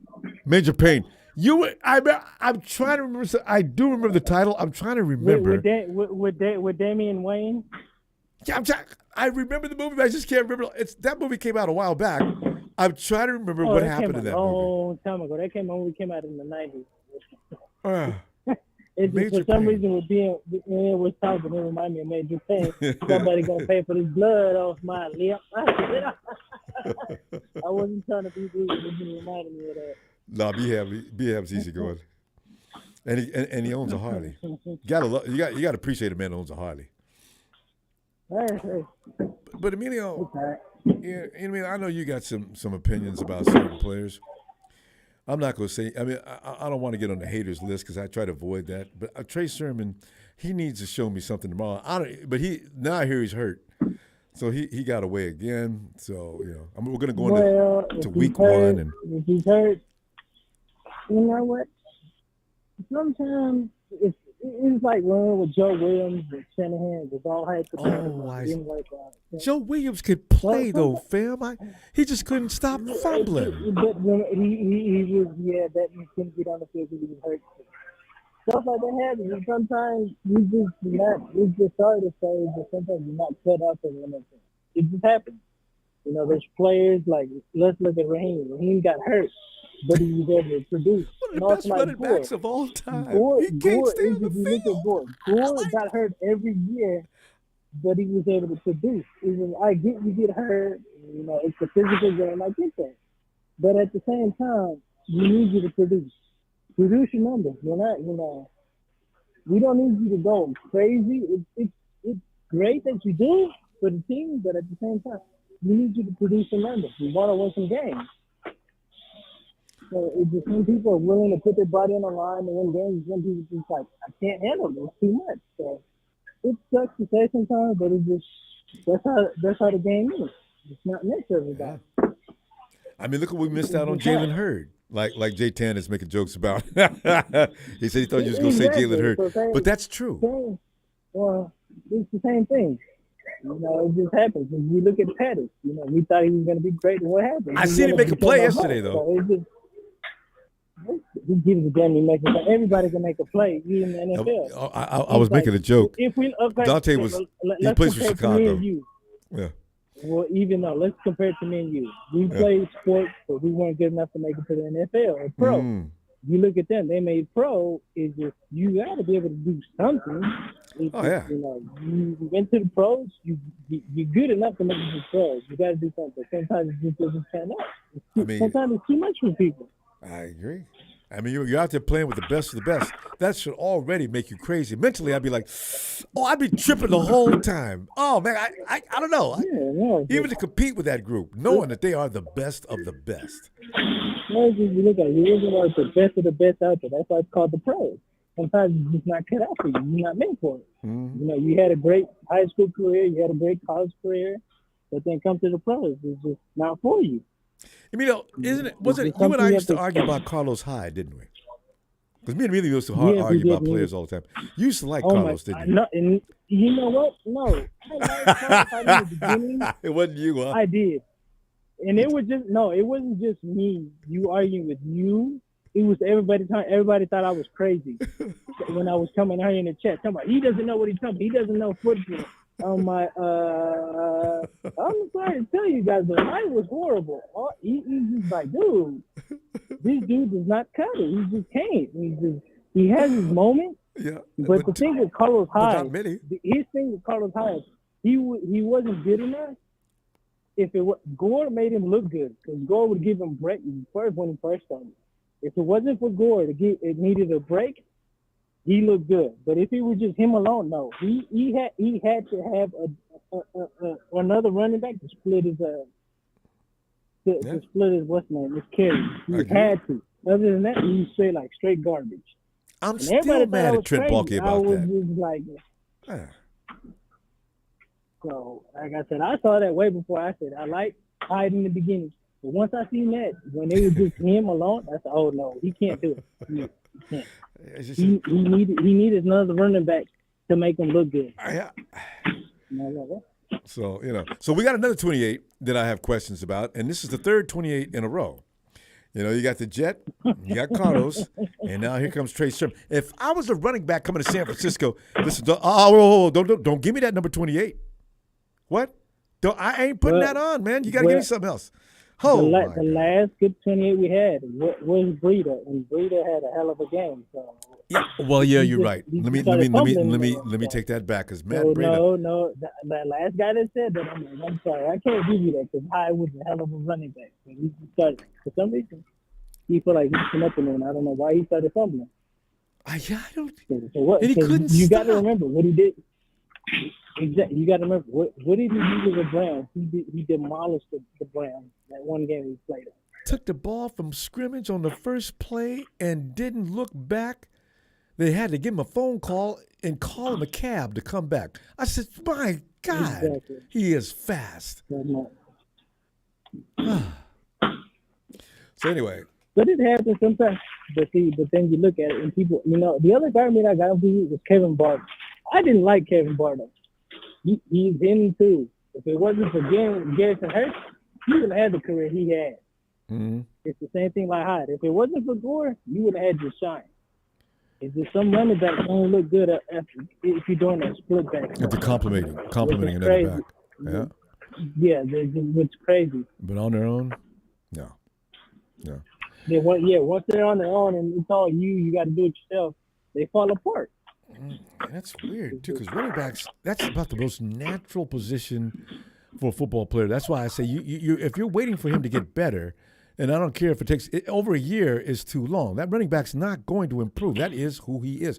Although I must say that guy that went over to Atlanta just got rid of him last year. God, what was his name? He actually did get better, but he went to 3 teams before he got better. What was his name? I really can't. I know he made me so mad when we first drafted him. He was Trent Baalke brought him in. Anyway, fam, we got to roll. Clock's running out quick tonight again. Every time we get into a good conversation. But this the last thing I did tell you, the way with Trey, I think with Trey, like I said, he's more of a shorter yardage. I think for me, if we have BDP do his thing and Mitchell do their thing, Trey, for me, I think he's good enough to get us the first time. Instead of using the use check all the time trying to get short yardage in those goal line or whatever, I think that's what Trey's going to end up doing more of. Him to get it, just to get us that short yardage. Or let's say it's a goal and 1 or a 4th and goal on the end zone. You need to touch that. He'll be good for that. Just look for Banks and Trent Williams. Body, basically, just that big body that get us a first down. And we're that close to the end zone, he'll push himself in there. That's how I see him. And you're right. All right, Emilio. Tell you what, I'll be looking for you tomorrow, and we'll see what happens with the guys out there. I'm gonna be at work, so it might depend if I come in. I might come in still, but I'm not gonna be able to watch the game until the following week. Oh, yes, I'm gonna be at work. Okay. You see, I'm at work now, so. Well, yeah, I do. But other than that, you have a good night, sir. And everybody else. You too, Emilio. All right, Bill. Appreciate you. All right. And all right. Victor A says, I hate how much pressure is on this season. Kyle can look crazy. Trey can look like a rookie. But, man, the upside is so high. No lie, I'm nervous. Everybody's nervous. Fact of the matter is, it's not being talked about much, but But they do have to validate the fact they moved on from Jimmy Garoppolo. You got a Super Bowl ready team. They still have to win. There's not going to be any of this, we got to wait for this rookie to catch up. George Kittle and company have to keep continuing forward. The Super Bowl window is open only so long, and it was already open like 2 years ago. It's got to stay open as long as it can. So Trey's got to come in. He's got to get it done. Hey, 786 out in Florida. Wait, who could that say? This must be. Let's see. Hello. Hey, Ronbo, you didn't get my name this time. Yeah, wait. I was going to say because your name might not be on the ID this time. What is your name? Joel. Joel. I don't know. I'm not sure why your name didn't come up. I just called in on Wednesday. Yeah, you did. We'll get it this time. Yeah. Joel. Joel. Joel. Hey, man, Joel, we're sitting here wondering about what's going to happen tomorrow as far as guys that aren't starters and how well they're going to do. And, Joel, do you have a dog in the fight to make the team? Who do you like tomorrow? And who do you want to see just surge? And who would you like to already see fail? Somebody, I can't ask that question. I'm just kidding about that. I never want to see anybody fail. We don't want to see anybody fail. They got all negative. I'm pulling for everybody. In the video, didn't get a chance. I'm in for him to chime in on the Jimmy Garoppolo situation with Kyle and John and Jed are at it already. They're still trying to get somebody to suddenly call up. Hey, before you do anything else, I'm ready to give you a first-round pick. Please let me have Jimmy Garoppolo stock going to happen. Jed, stop. Okay, but go ahead. I'm through. You were just having this conversation, I think, with Emilio about Trent Baalke and all this stuff in the past. Rumbo, did you see what Jed York said, I think, today? He said that he would be happy if we kept Jimmy G. That's what I was talking about. Exactly. Yeah. When I seen that, I just had flashbacks of, like, Trent Baalke and Jim Harbaugh, like, the drama. Like, he wanted Alex Smith, Harbaugh wanted Kaepernick, and oh, my gosh, so that just kind of scares me. Joel, the timing also. Okay, Cleveland, we just found out the verdict on Deshaun is 11 weeks. You got Zach over in New York. He's not going to be able to play for a while, and it's one of those injuries where you're not sure whether he's going to come back in 4 weeks, I think is the estimate. So, they're all of a sudden now Jed's on Tim Kamakwami. Yes, no, we're ready to keep. Okay, I see what you mean. Yeah, you see the connection there? Yeah. So the 49ers are like racist value. They're going to a strategy that's making people laugh. Not as you don't have an option here. If you don't let him go by September 10th, you're saddled with $24.2 million. You're not going to do that. Everybody knows it. So just wait. We're going to wait. No, we're not going to call you. Stop calling here. I'm not going to answer the phone. I have nothing to say to you. Say no, that's what's going to happen. But there is a chance he goes to either Cleveland or Seattle, maybe Seattle. I'm thinking Seattle wants to save their money and they don't have to pay him $24 anyway, but they'd have to pay him something. I don't think the Hawks are really interested because they're more in a rebuild situation. Do you feel like Jimmy wanted to put us in this situation by getting his surgery? No, that's what I've heard other people say. I do not. Jimmy doesn't want to be left off the season. He's not 25 years old. I really think what happened there was, all right, Jimmy, this is John Lynch. Jimmy, listen, if you get surgery now, we're not going to be able to move you. Most likely people are going to hear about that, and they're going to say no deal. So let us work with this a little bit. And, of course, if nothing happens within a certain amount of time, you go ahead and get that procedure because at that point we're going to have to go another route. Jimmy Garoppolo gains nothing by all of a sudden having that surgery. And, in fact, if you I'm ask just Jimmy – ready for all this to be over. Like, we have Trey Lance. I love Jimmy, but, I mean, it's over with. I'm just ready for all this to be done. And we can stop talking about it because I want actually next year I'm like usual. I want to be able to enjoy the game next year without getting into arguments and fights because what Trey does, whatever he does this year, I'm kind of expecting one way or the other. But with Jimmy, everybody would expect us to go to the Super Bowl again. If we don't, if Jimmy makes one mistake during the way, there's going to be people saying all kind of things that get on my nerves. Yeah, and we start fighting. Like one game, they're like, "Well, Jimmy would have won that game." See, that's coming anyway.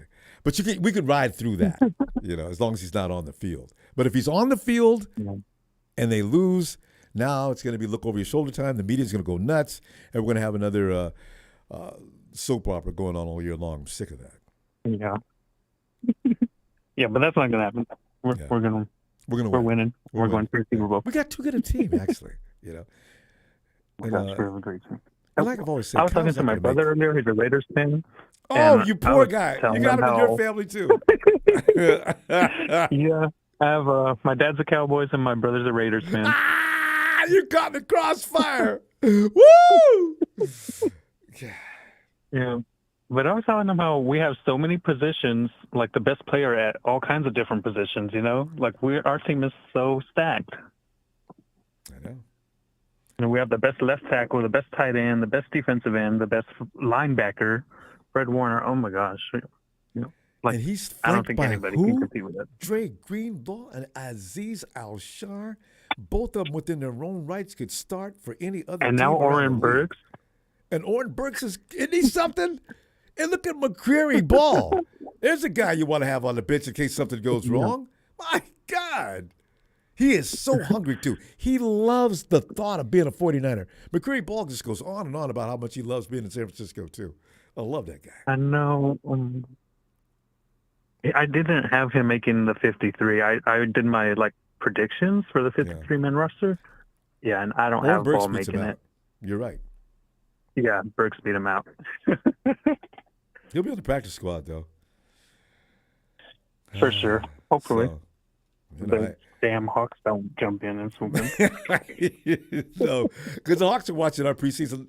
They're probably watching harder than we are as 49er fans because Pete Carroll is That's all they else. do. They just watch us and try to pick up our leftovers, Because Pete Carroll, they picked up a couple good players in the draft this year, but they don't draft well sometimes. I mean, Russell Wilson was a great pickup, and they've had that doomsday defense.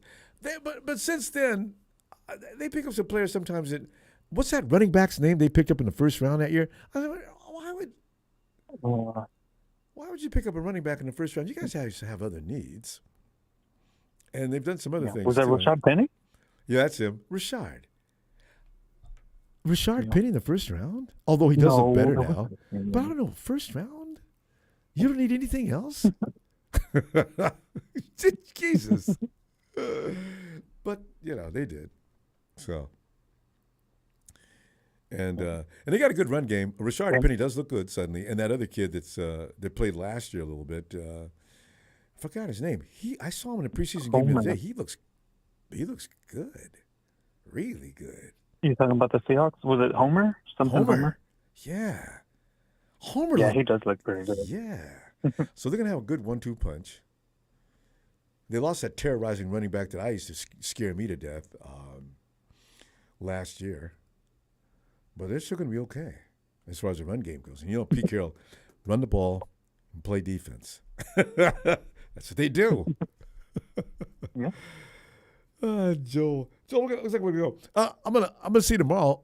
I'm glad you're becoming in your regular. I'll be back tomorrow to get your opinion on the game. All right? Okay, sounds good. Thanks, Ronbo. Yeah, have a good night. You too. And JJ, hey, your Ronbo ruined my pork chop with this. JJ, if I made that applesauce, I'm guaranteeing that chop would have been excellent. You can't get the store-bought. It's too processed. It's too yuck. I'm talking about lumpy applesauce that is just fresh made. Tomato sauce, anything that's made in your own kitchen is always better than what they buy commercially. Hey, Charles, talking about food. What's going on, Ronbo? Charles, man, we're sitting here looking at the situation now, and I'm trying to find out who wants to see who excel and who is expecting who to excel in tomorrow's game. So we'll I'll be doing scores for a couple more weeks. Charles, what are you thinking? Who do you like tomorrow? Well, I just want to, I want to get our offensive line some more time.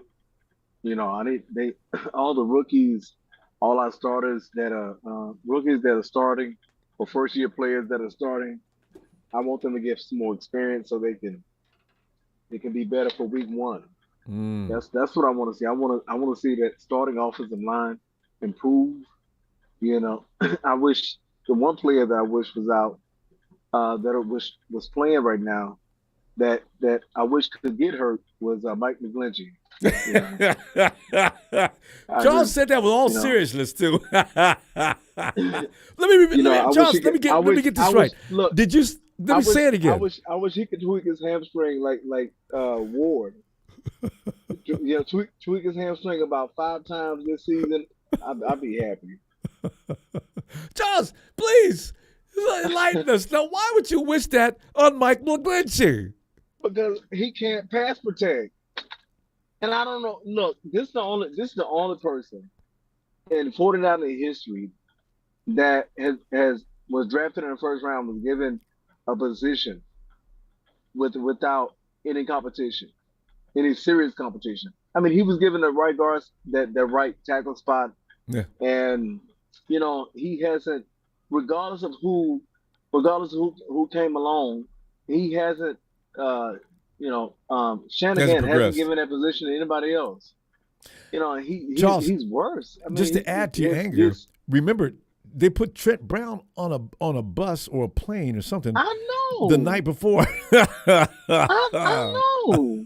How you gonna get rid of Trent Brown? I mean, he was an all-star. I mean, everybody could see he was an all-star, and then they gonna get him.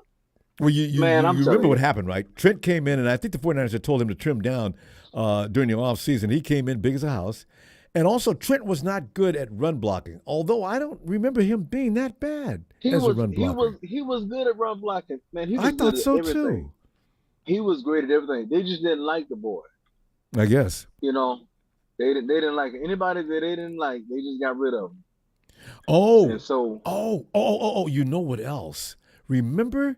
He opted to get surgery in that 2018 season, 2017-20. Yeah, he opted to get surgery. When Jimmy Garoppolo came that year, he opted to get surgery because his shoulder was hurting him 2 or 3 weeks before. And that made the 49ers really mad. Well, I mean, if they really wanted him, they would have. They would have anyway. I mean, the guy was his talent was all world, and they had a right tackle for the next 10 years, and they chose to go with two left, highest paid two offensive left lineman in the league, right? For a while, they chose to go to 2 left feet. They chose to go to 2 left feet McGlinchey, and because he's from Notre Dame, Charles. Notre Dame is the offensive line factory. No, it ain't. No, it ain't. Because the two we got from Notre Dame, they can't play at all. We got McGlinchey. We got Charles. You haven't given him a chance. Look. Last year he showed up. He was tore up last year. We sat him on a pine. He didn't even sniff the inside of a stadium. And so, they're giving him the left guard spot, and he's sucking in practice. So, I'm like, Notre Dame players, I'm not really high on Notre Dame. The only Notre Dame player I'm high on is Nelson, the guy that's in Indianapolis. The Ravens got another guy out of Notre Dame that's damn good. But I agree. You can give us a place too much credit, and then you start pulling people from that school and get fooled. Yeah. That's right. Quentin Nelson is the greatest thing that came out of Notre Dame in a long time. Yeah. And so, and I knew, and then, they got Nelson two picks before we got, 2 left feet McGlinchey. And so, I just, that just hurts my heart, man. When I saw his highlights, when we drafted him, when I saw his highlights, I was like, golly. So, like I said, that's the person, because I believe that Mills, they said Mills is playing better than McGlinchey could ever play, and that's why I want to start. That's the right tackle position, Mills. See, because that's who you wanted in that same draft class? Because the thing is, Kyle wants to run. No. Mills. They picked him up a few weeks ago. Okay. And they plugged him in, and they said he's been the best right tackle pass protector in the whole camp. Yeah, Kyle Shanahan picked up McGlinchey because of his run blocking. He is actually one of the best in the game when he's healthy. Well, but you can't have a guy that can't pass protect at all, though. But we got a brand new stallion, And we got to have somebody to protect. Man, that's the only thing that scares me about Trey Lance is that this offensive line is not going to be able to protect him because we're in the NFC West. We got the Rams. We got the Seahawks who just don't like us at all. And even though they might not have, they're not going to lay down. They might not have a really good pass rush, but they will rush the passer against us. They will find a way to the quarterback against us. It will happen. Feelings are mutual. It will happen again. Charles, and you I and got, me and I and got Brian, all that. I am concerned about the Hawks. People think we're going to just go in there and roll over the Hawks. No, we're not. Yes. No. It's not going to happen. There's bad blood between the 49ers and the Hawks. And so, it's bad blood. And, look, this is what I believe. The Hawks, I believe they're tanking and they're trying to get a quarterback, one of the top quarterbacks that are coming out next year's draft. But maybe. They might go they might be trying to go 2-15 and 15. Charles, this is a great conversation. Might be against us. We can continue this. Let's do this tomorrow. We're out of time. But there's an interesting concept as if they come in playing slow because they don't really feel like they want to win. That would be interesting. Yeah. Anyway. Yeah, man. But like I said. Yeah, we'll see tomorrow. Look, I'll chime in with you tomorrow. All right. Looking forward to it, Charles. Good stuff. All right. Night, Charles. God, Charles, that's an excellent point. We'll see how the Hawks look this year. Eric code is 209. The Rams are getting beat by the Texans. Even in preseason, that's not funny. That is funny. Eric code 209, 24-17.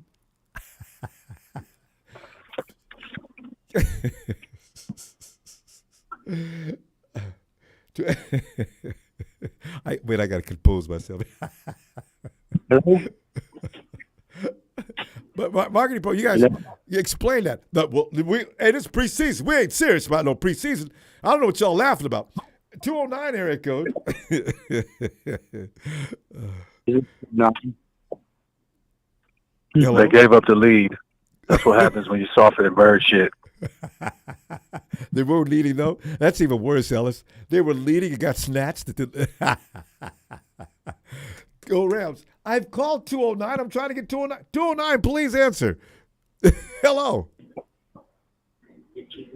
Okay, can we go to the next brawler, please? KC. You come back to me then? KC, we can do that. All right. And we go back. Twin. I ain't talked to Twin. Hello? Twin. My goodness. Hello? Football season. Hey, Twin. Can you hear me? Hello? Twin? Uh-oh. I think we got a strange connection. Hello? Oh, no. I ain't talked to Twin in like Hello, can you hear me? Twin, I can hear you, but can you hear me? Yeah, I can hear you. Ah! My headset wasn't working. All right. What's Twin, going on with you? Let's get it. You know, man, he's getting ready for this season. You know what I'm saying? Bizzle, back in the hizzle, man. Back it, man. Twin, man, have you looked at the team? What are you thinking as far as what the newbies coming in? And I've been picking on Trey Sermon because I need for people to understand Trey Sermon does not get 3 years to develop. He's a running back. I need for him to show me something now. No other running back takes that long to show you anything. And hey, Twin, have you got any people you're looking at in particular that you like coming up this year? And what do you expect tomorrow from them? Yeah, I like the team. I like what Kyle and John been doing, getting these young guys. I like Buford. Yeah. Thanks, looking good for our line. So, some young guys that we're gonna have around for a long time. Y'all ain't got to worry about McGlinchey because they're not gonna pick up his fifth-year option. He's hurt. He's wounded, and they got people to replace him because we can kick Buford out to the right tackle. Yeah. If you Can remember, he play right he was tackle? a right tackle He in is college. a right tackle. That's right. Yeah, so we ain't got to worry about that. And Kyle and John do a good job with this organization, man. They've been drafting these young rookies like Ambry and Diamador Lenore. People be writing them off, but them boys is good. They just learning, and they getting better. And I've seen them in practice over there in Minnesota. Yeah, they was getting burnt a couple times, but they come back and they play real tenacious. So I like them. The second year because they're not rookie no more, but I like Ambry and Diamador Lenore. Twin, because that coaching They're gonna staff be we all got. right because we develop them. Yeah, they develop them and they get better every time they play. They get better and better. So I'm not too worried about our corners. We're gonna be set for a while. What I'm concerned is our safeties because Hufunga can't cover and more be getting toasted. So that's what concerns me. But other than that, our front seven is gonna handle that, so they're not gonna have too much time to go throw down the ball throw down the field like that. But So I ain't really worried about it. And Seattle, you know what? Seattle and Russell used to beat us because he used to escape that pocket and make things happen. They don't have a quarterback like that no more. So they're not gonna have time to do anything. You know what I mean? Russell used to scramble around, make a miraculous throw, and that's how we used to lose all the time. They not gonna do that this year, Ronbo, because they don't have no offensive line for one, and they don't have a quarterback that can do what Russell do like that. So I don't know why y'all still scared of Seattle. Yeah, we traumatized because they used to whoop on us all the time. Yes, but that's the that's problem, over Twin. with. It's gonna be a new era. It's a Trey era now. You feel me? So it's like but that Danny dude in Gray the looks fourth grade good. that beat you up all the time, and all the way to the sixth grade till you got into junior high school. You were still scared of him until you finally got it straight that you would not go give your lunch money to him, not one more time. So Well, I'm Mama about to have gave that me happen. this lunch. God, I'm Mama tired gave of the me Hawks this just lunch. I beating ain't going us. out like that no more. Yeah, but yeah, I ain't too much worried because you seen how they in practice. I was watching how Bosa was eating them foods up, bro. Our team looks so nasty. Javon is healthy, bro. He got that the thing on his knee. Grant scared. And, the defense, our opposing offense gonna be even more scared. So I ain't too much worried about the squad, man. We gonna be all right. We got Javarius Ward, which was like a blessing in disguise. I don't know where he came from, and we still got Verrett. He's gonna come back. So just in case E-Man or somebody go down, we gonna have got some ghosts, backup. man. Like I'm not worried. Yeah, so.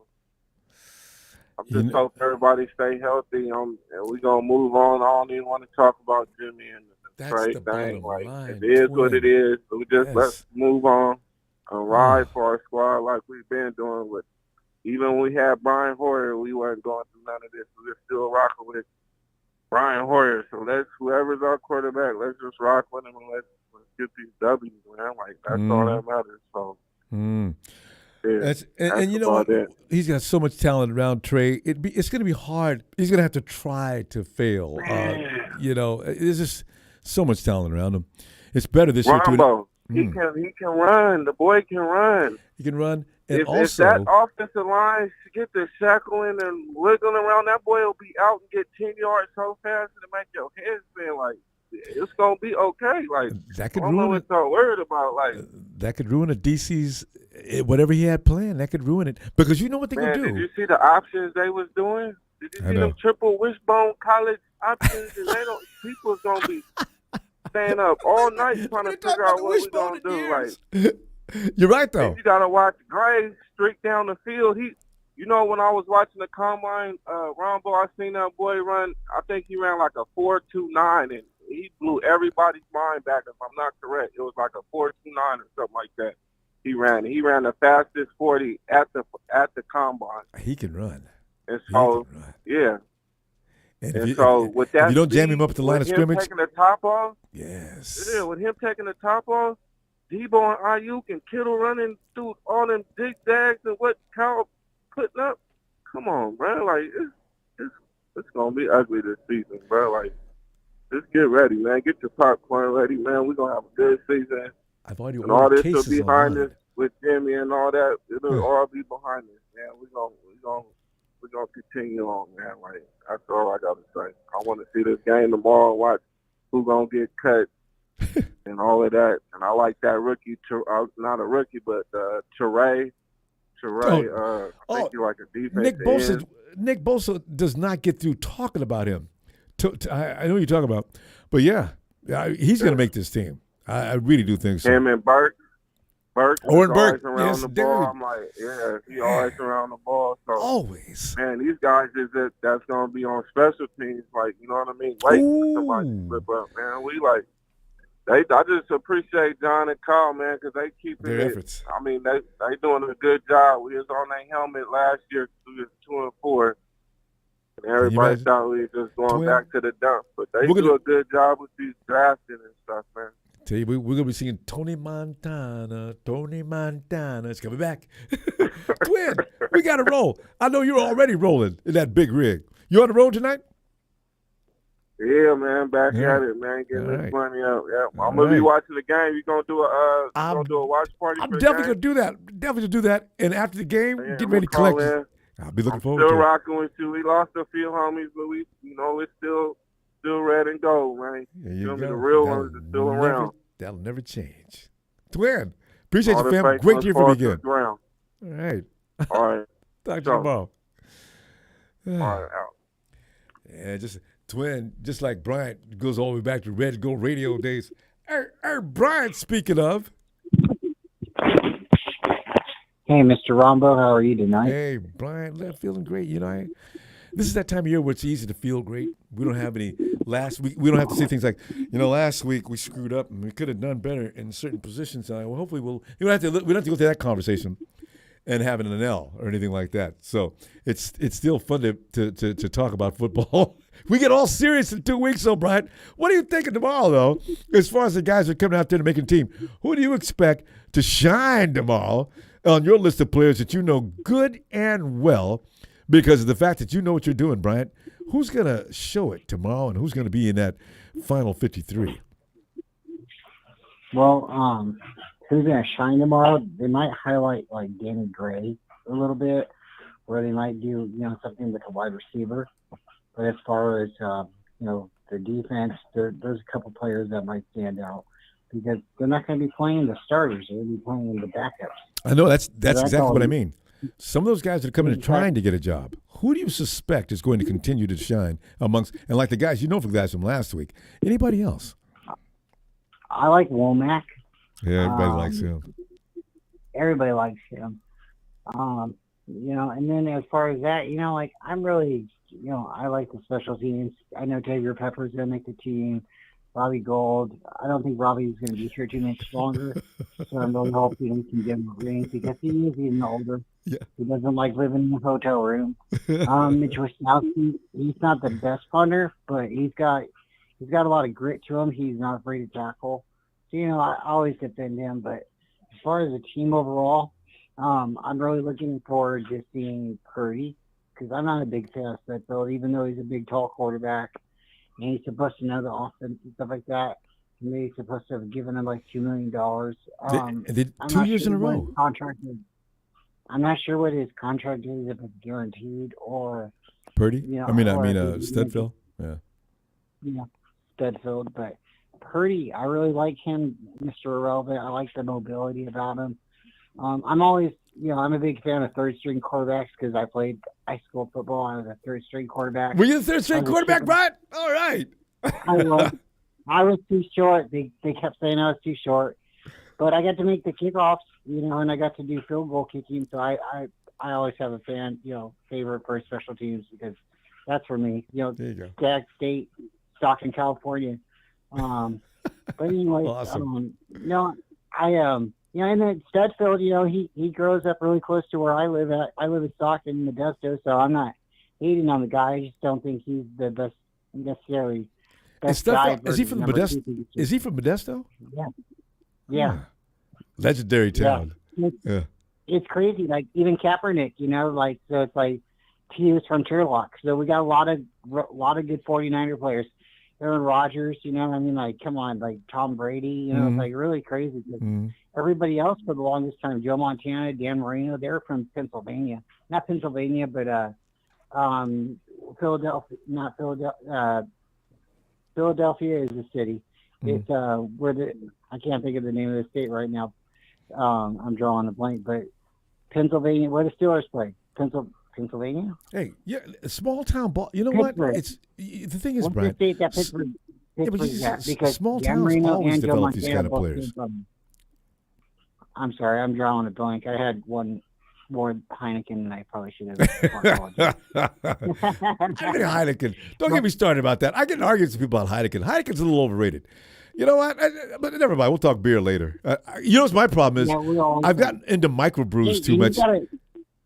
You gotta email me so we can talk about the GoFundMe account, because I don't want you to put a fat head up until the faithful and I can continue to donate to this cause. We're trying to get you a pizza and a new fat head. And then honestly, if you want to keep that wall blank until there's a lot of people. I'm not in a hurry. I'm not in a hurry. I believe we can make the Super Bowl too. And if you really want, we can get together. We can collab a little bit and maybe make a poll. I'll put it on my Twitter account. You can put it on your Twitter account. And the faithful one of we could add Trey Lance in there if the Niners win the Super Bowl. All right. But I really think, like what I talked to you before, is it's either Steve Young or Jerry Rice. But it's all up to you. It's your total decision. Right. I'm if I could have my decision, you're the counselor. It was Jerry Rice. Who's your choice? Jerry Rice. Yeah, Jerry Rice would be my decision, or Steve Young. But again, it's your decision. It's your choice. And you were joking the other day. I'd probably put Robbie Gould up there. You're right, or Bryant Young. I would. I'd probably put him or Bryant Young. Kickers are important. Young, he's good too. But no, I love your show. And if you want to wait on that, I've raised like $60 or $80 already. If anybody wants to donate to the cause, they can find me on Twitter. My name's really close. A lot of people can find me in other chats. Ronbo, again, email me or I'll email you soon, because I want you to get the GoFundMe account linked and stuff so we can start sharing this.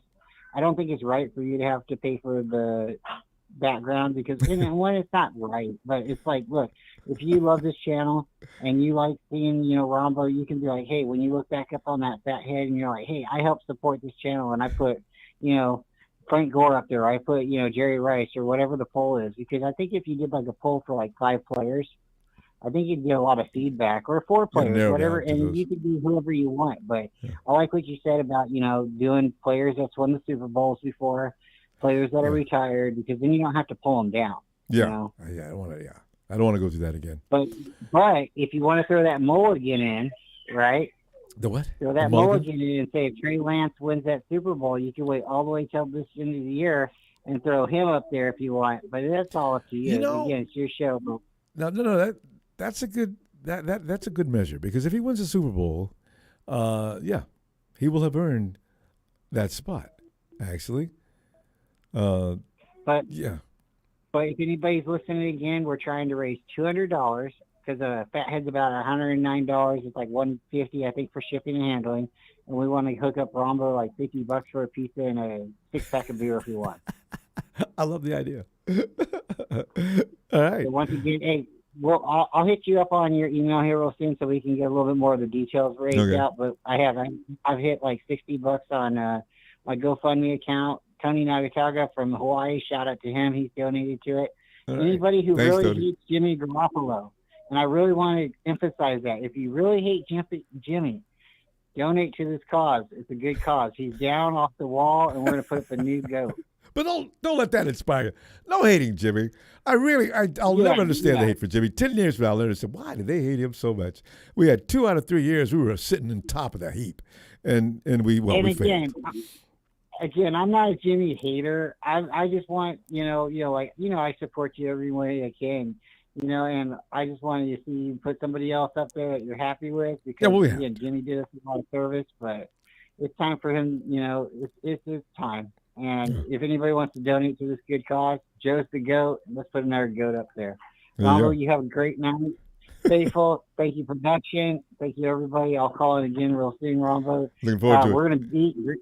We're gonna beat the Vikings tomorrow night. It's gonna be a slaughter. And then after the end of the game, Yeah. everybody's gonna be like, "Wow," because you know what? Purdy's gonna look pretty.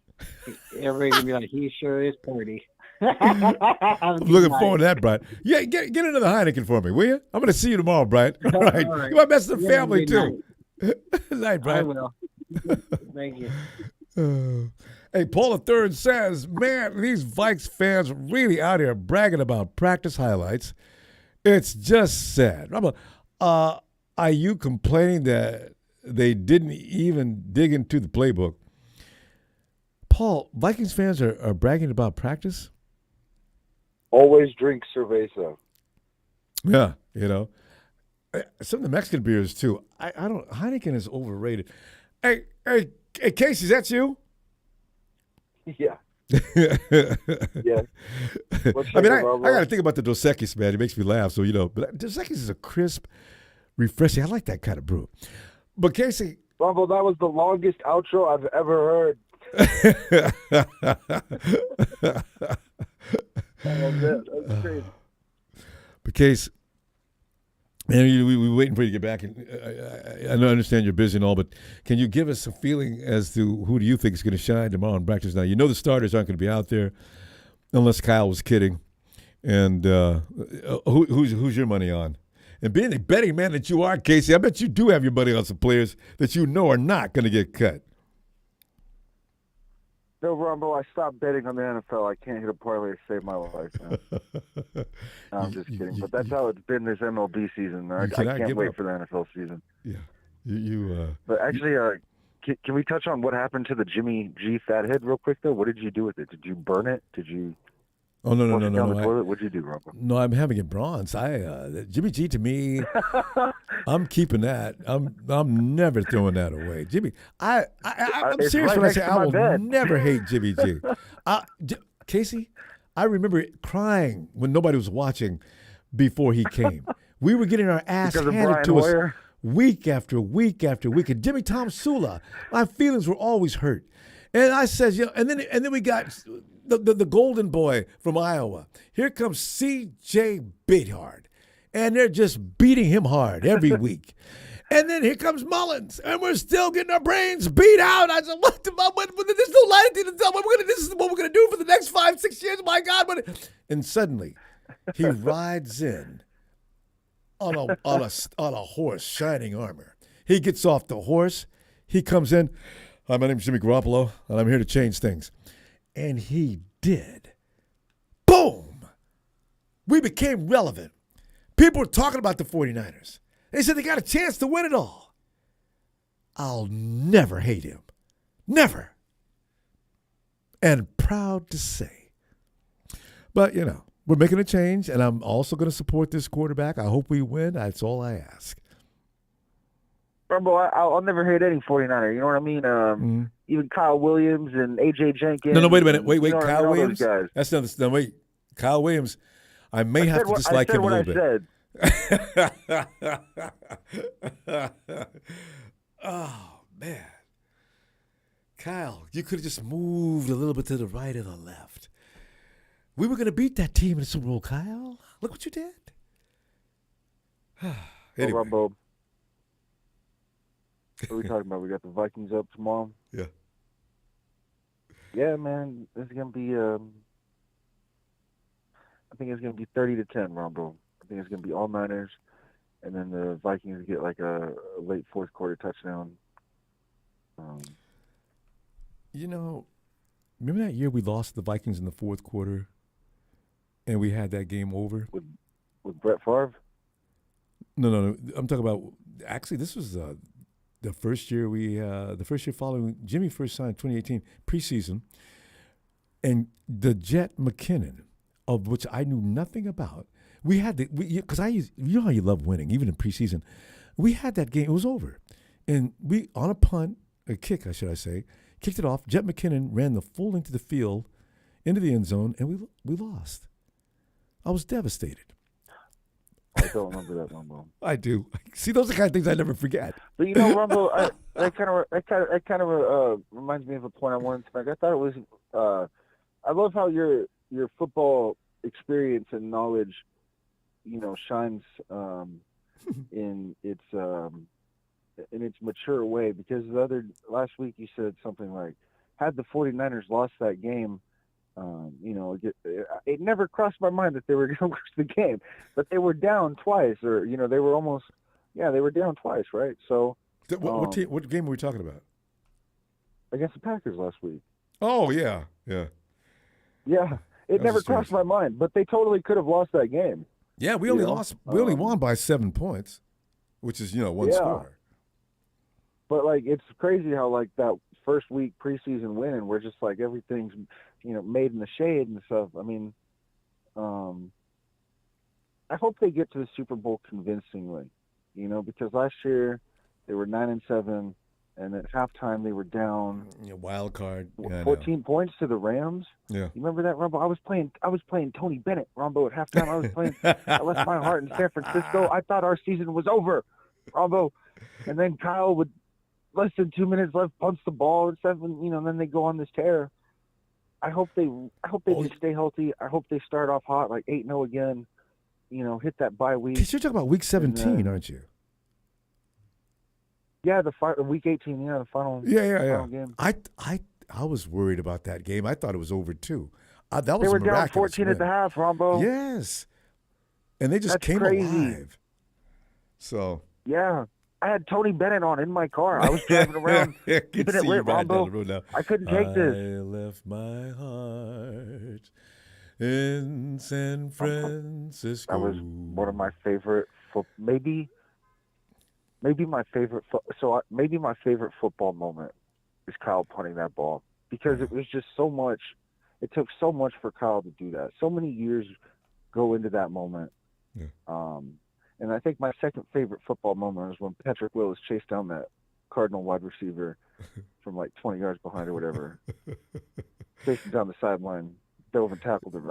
I love that play. That's one of my favorite that was plays. special, wasn't it? And also, when you talk about Patrick Willis, when he hit that jet, it was like Patrick Willis is walking away. The jet he thinks he's conscious. He comes up to his knees and falls backwards while Willis is a few steps away. I said, Jesus Christ, what kind of hit do you put on a man that you knock him completely out and he's not aware of it yet? That was it. That was a different NFL. God, oh my, yeah, that would have been a flag now. Yeah, that would have been the ejection. What? Yeah, maybe. Man. Pat with the black tape on the shoes, and man, and he was so that fast. Harbaugh team was nasty, man. They were just dogs, man. Hey, can you imagine Patrick Willis and Dante Hitler on the same team? Hey, that looks like, yes, it is. That linebacking crew. Is that who it looks like next to Patrick? Of course, one of the Navarro Bowman, one of the best noses for the football in all of the NFL. Jesus, that team was. Oh, they were good. God, they were tough. We're trying to get physical now, though. We're pretty physical now. Fred Warner's tough, though. Aziz Al-Shar. Yeah, Fred's pretty good. Yeah, it's just so tough. Ronbo, I don't know. Fred's really good in coverage. Fred's really good in coverage. Yeah. You don't like his hitting in pursuit? What's that? You're not crazy about his ability to pursue and level. I just have such a high standard with Patrick Willis and Navarro Bowman. Everybody does. I tell you. It's so. It's like you can always be you can always be striving. So we're gonna have good linebackers in the future. We got one now, but they're not. You're not gonna be able to compare them to Willis and Bowman together. It's what's gonna happen when Bosa leaves. When Bosa goes, we're not gonna see another Bosa. Yeah, that's just not. That's insane. Anyway, I really hope the Niners lock him up in a long-term contract, because I feel like his parents are going to really make sure that he gets the most what he's worth somehow, somewhere. He'll be the highest. Whether it be in San Francisco or not. As soon as he signs that, he will be the highest paid defender in the NFL. Yeah, that give day him 10 years and $500 million. Mahomes will be saying, "Hey, look, I gotta have my contract reworked, man. I'm not getting any more money than that edge rusher over in San Francisco." Hey, Case, man, I'll see you back tomorrow. We're out of time. Man. Hey, Ronbo, it's a longer clock tonight, Ronbo. You know what I mean? Did you enjoy that? maybe had one too many Heinekens. I'm going to take a few minutes. Are you on doing my outro Heineken here. too? I just What is wanna with say, Heineken tonight? No, of course not, Ronbo. I only drink Mexican beer. You know me. But I would like to That's what I'm talking about. I'd like to say, does Brunskill do anything great? No. And shout out to Javon Kinlaw and Grant. That's who you beefing with, bro? Damn, bro. Good luck, Grant. All right, Ronbo. Thank you, production. Have a good night, fam. Oh, God. Hey, Donatelli. I know, wow. Hey. We got it. We got Brian already. Alice. L-S-O-L is Ron Bizzle. Alice. See, you know the subject matter tonight, man. We're looking, see, because there's going to be some guys that are going to get cut that we don't appreciate getting cut. And then there's going to be some guys that we know you got to cut that dude because these guys are looking so good. I'm wondering, like, who is it you expect to be just kicking ass tomorrow as far as the newbies? Because you already know the starters probably aren't going to be playing.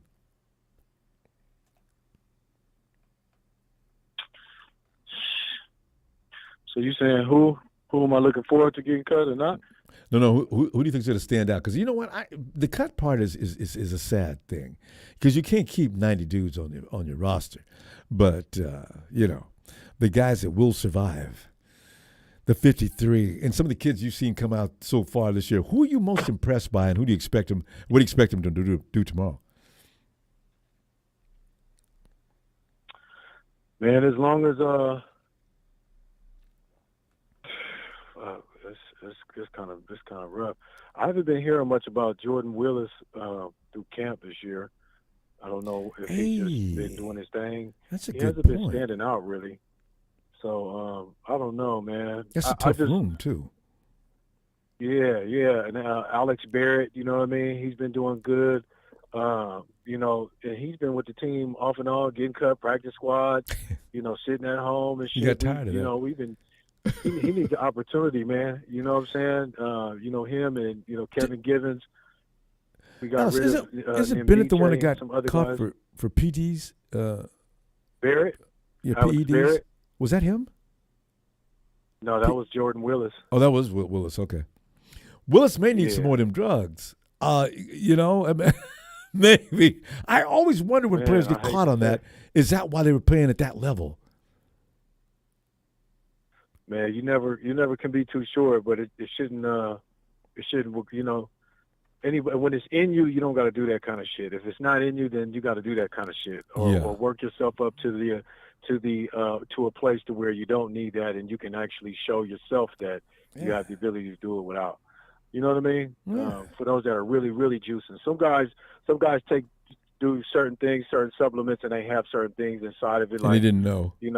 They say. Yeah, stuff like that. But the ones that are really juicing, for that specific reason and stuff like that, it's not, it's no go. And it'll show too. Yeah, you've seen guys perform on that before. If it ain't football, it's something else. He all of a sudden, because you know him, and he don't always look like that. And administrators call him in. We need to test him. Uh-oh. Damn. I didn't know this was gonna catch me.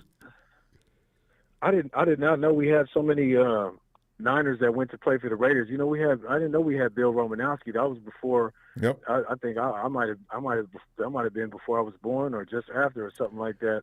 Was it the early '80s or something? I was born in '85, so I wasn't knowledgeable until the '90s. But you might have missed that. Romanowski. He was on he was on some shit.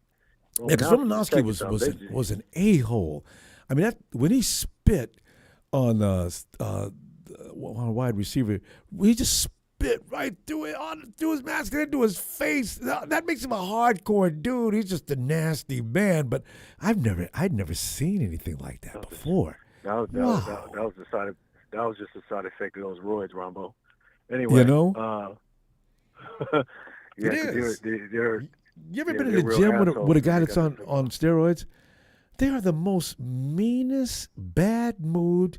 Hey, you gonna use this? No. Well, if you're not gonna use it, I'm gonna take it. How many more sets you got? I'm gonna do 2 more. Well, hurry up, will you? dude, this is a public place. I mean, I know you're on the juice, but you need to calm down. God. Yeah. Yeah, J.J. Stokes. Thanks, Tony. Spinning J.J. Stokes just, whoa. Yeah, that's crazy. Damn, there was something that I was going to say. Anyway, fuck it. But we got an important game coming tomorrow, so I'm definitely looking forward to just us continuing to play at a high level. Somebody got their phone unmuted. What's going on, man? Mute your shit. Yeah, guys, stay muted till we'll get to you in a second. But go ahead, Ellis. Yeah. The secondary though tomorrow. That's most important. Oh, okay. You can't just click off and hang up on them. So you want to huff and puff and shit while I'm talking. Y'all could just hang up on him and he can miss out for the Ronbo. night. I'm on the phone. I'm on the phone. You got to wait your turn, homie. Okay. Yeah. Hold on. Wait your turn. Don't unmute yourself, fam. All right. Hold on. All right, Ellis, go ahead. Yeah, but the secondary tomorrow, I'm looking for them to show us some good signs. Tomorrow, even without some of our key guys, we still need them to rise to the occasion with us not having our key starters in there to show that we'll have that those emergency reserves to come through for us. I know Womack is going to be our starter. At the nickel, but as far as on the ends and stuff like that, and linebackers, we need to see some guys step up. Yeah, and our linebackers always do. They always do well. You know what I mean? I'm not really concerned about the linebackers. Sometimes they get a little mixed up with the coverages a little bit. Yeah, you got too many though. You got too many. I'm still wondering who survives out of that group. I got a feeling Oren Burks is going to beat out McCreary Ball. Yeah, but I don't want to see him go. That man's passion for being with San Francisco is really intense. Yeah. The Seahawks are going to pick him up. No. Mark my words. It's going to be somebody in our it's going to be somebody in the NFC that's going to in the West that's going to pick him up. But I would say it would be Cheat Carroll and them. He's got to get somebody. He's got to do it every season. He's got to pick up somebody from our team. So and I got a feeling he's going to be a good ball player.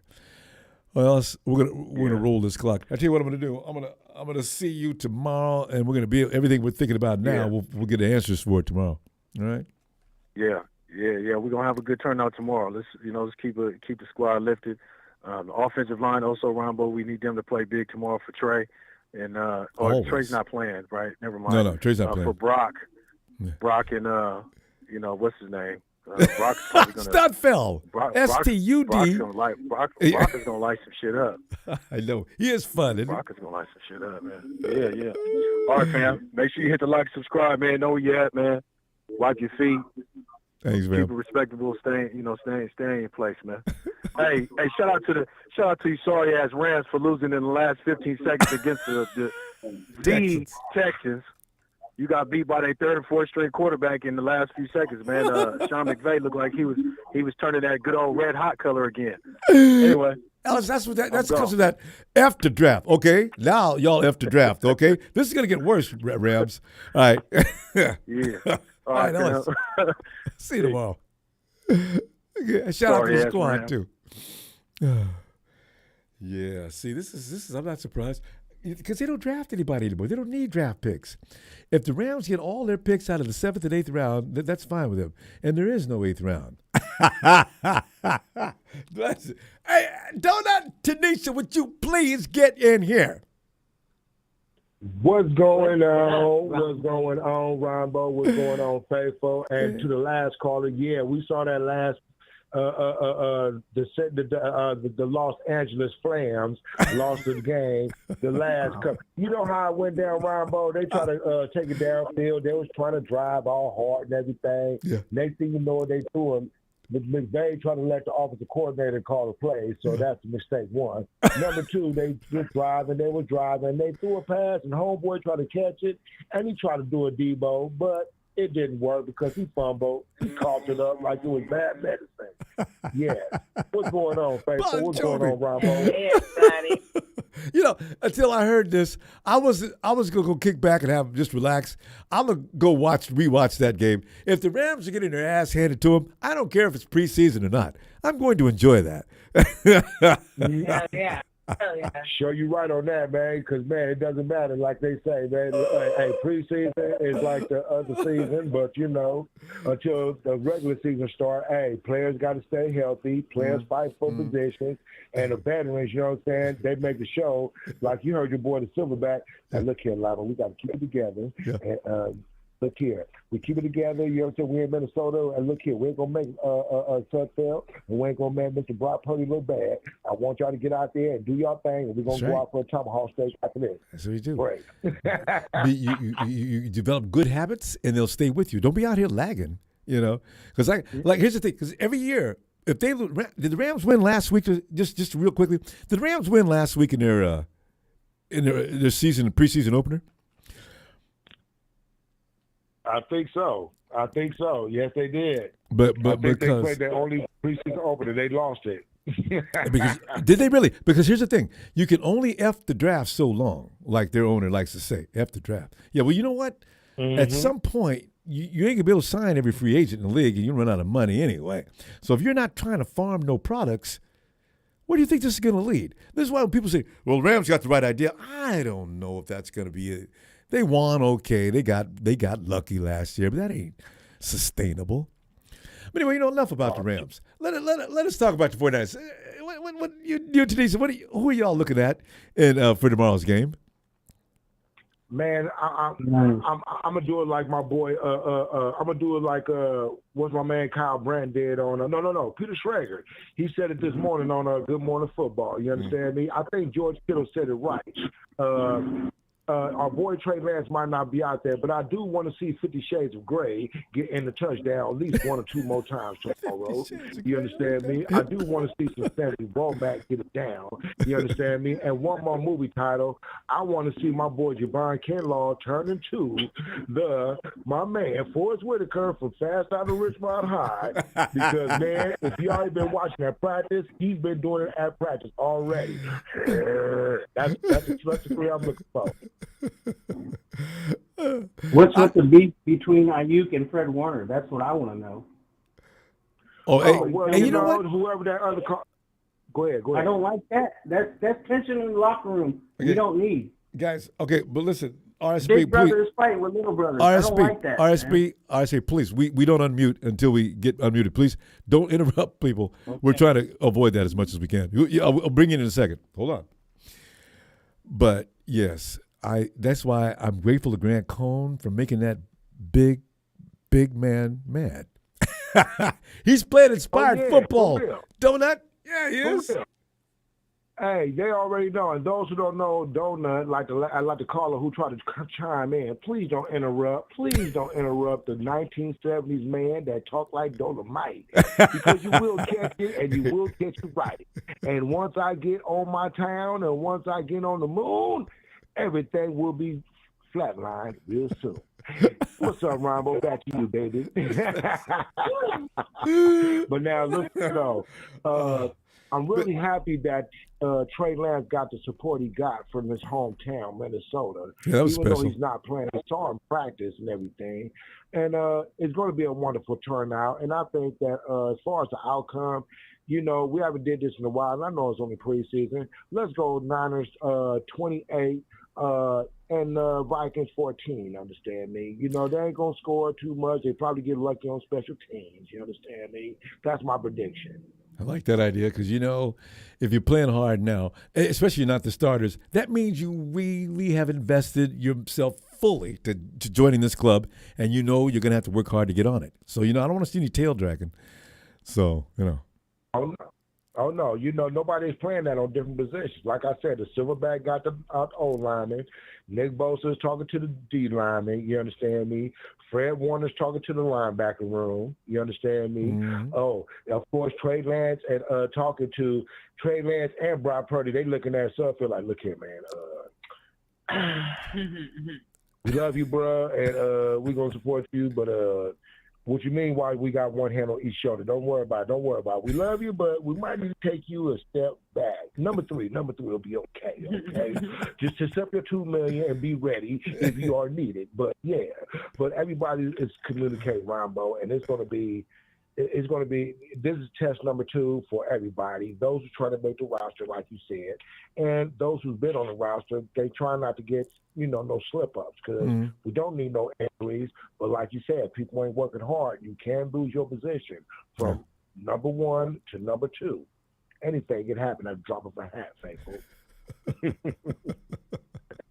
It's going to be interesting to see because this is that time of year when you do see people working really hard. Because what I see from Womack last week was special. I said, this dude, he wants to make this team. Oh, my God. Man, Womack doesn't, and he's not just want to make these teams. He made this team. Oh, and he to did? my prediction, he is for my prediction, Ronbo and Faithful, he is our nickelback corner. Please let it be etched in stone. He's young, he's fast, he's a dog when it comes to the ball, and he knows how to play off. You know what I'm saying? He didn't get no PIs on a couple of plays he could have if you look at the games closely. This man is number 3. I predicted. Y'all heard it here first. Last year, my prediction didn't work out for Nick Bosa, working out to getting the most sacks in the year. But this one's going to be, yes, he's going to be our number 3 corner, Ronbo. I like that. You know we got to go, but we ain't going to stop the show because we're going to have some more you. Wait, I got to find a rhyme. I'm like, it's hard to keep up with Donut. Donut, I'll see you tomorrow. Definitely, man. Hey, faithful, y'all know what to do. Cook good, drink good, and if you got to medicate right. Make sure, hey, those of y'all who just coming into the chat, wipe your feet, wash your hands, please. And if you eat something, please wash your dish before you leave.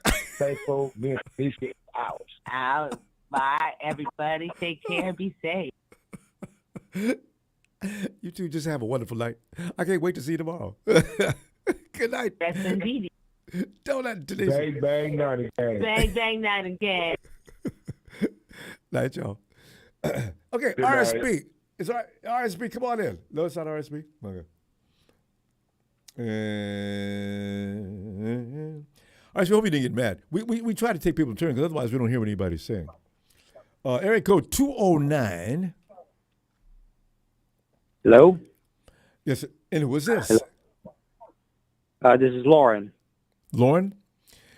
Lauren? Lauren? Hey, Lauren. You have a clothing Correct. line. Yes. Lauren, who's that? It's Lauren. Who's that famous Lauren? Or is it that we're talking I'm thinking DeLorean, the car. Lauren, welcome to the program. I'm just carrying on foolishly as I always do. But Lauren, we're talking tonight about what we're expecting from our team tomorrow as they play the Vikings. And Lauren, any insights you have on that? And also, who's your favorite guys you watching closely tomorrow, or you would recommend to keep an eye on? And if I forgot to ask the last couple of callers about the Jimmy Garoppolo, Jed York affair. I'm not sure. I haven't paid attention much close to pretty much that subject, but I'm amazed how well the Niners played last Friday, and it seemed like they were on fire. They did look tough, didn't they? I mean, defense was just aggressive as all could be, and got results too. So yeah. Oh yeah, and I admired the way Wallach made that touchdown and everything, and it was astonishing. Well, you've seen nothing yet. Those are the guys trying to make the team. Wait till we see the guys who are already on the team and what they're going to do this year. Kyle Shanahan changes up things a little bit every year, and D'Amico Ryans is starting to look like we can forget about having him next year because he is going to be picked up by some team if that defense does as well as it appears they're going to do. Oh, yeah, and I noticed that the Niners were struggling to make more touchdowns, even though they were still ahead. And when the game was over, I called it a no-score win. They did flatline at one point.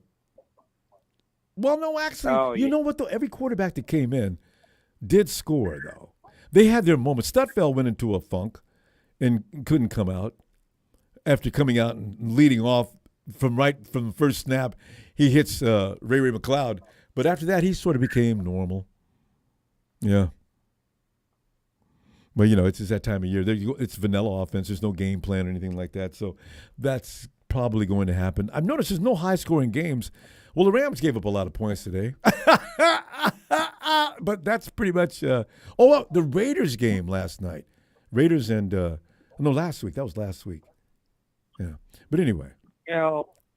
Unfortunately, I haven't seen the Raiders game yet. I've been busy with a lot of projects in the past week or so. If you get a chance, watch the last week's game against the Vikings. That was pretty funny, actually. Watching Josh McDaniel, he's going to be really funny this year. He gets really pissed off. He was saying all kind of bad words, and the camera just stayed trained on him. I said, well, you could see every word McDaniel's saying. Why are they keeping the camera on him? He's really mad. It's preseason, Josh. Chill out. So, yeah, it'll be interesting to see how he runs those Raiders. He's under a lot of pressure, though. The Raiders got too many good players now. They got to win. Yeah. But we'll see. It's really hard. Who's going to come out? We've got to play the AFC West this year, Lauren.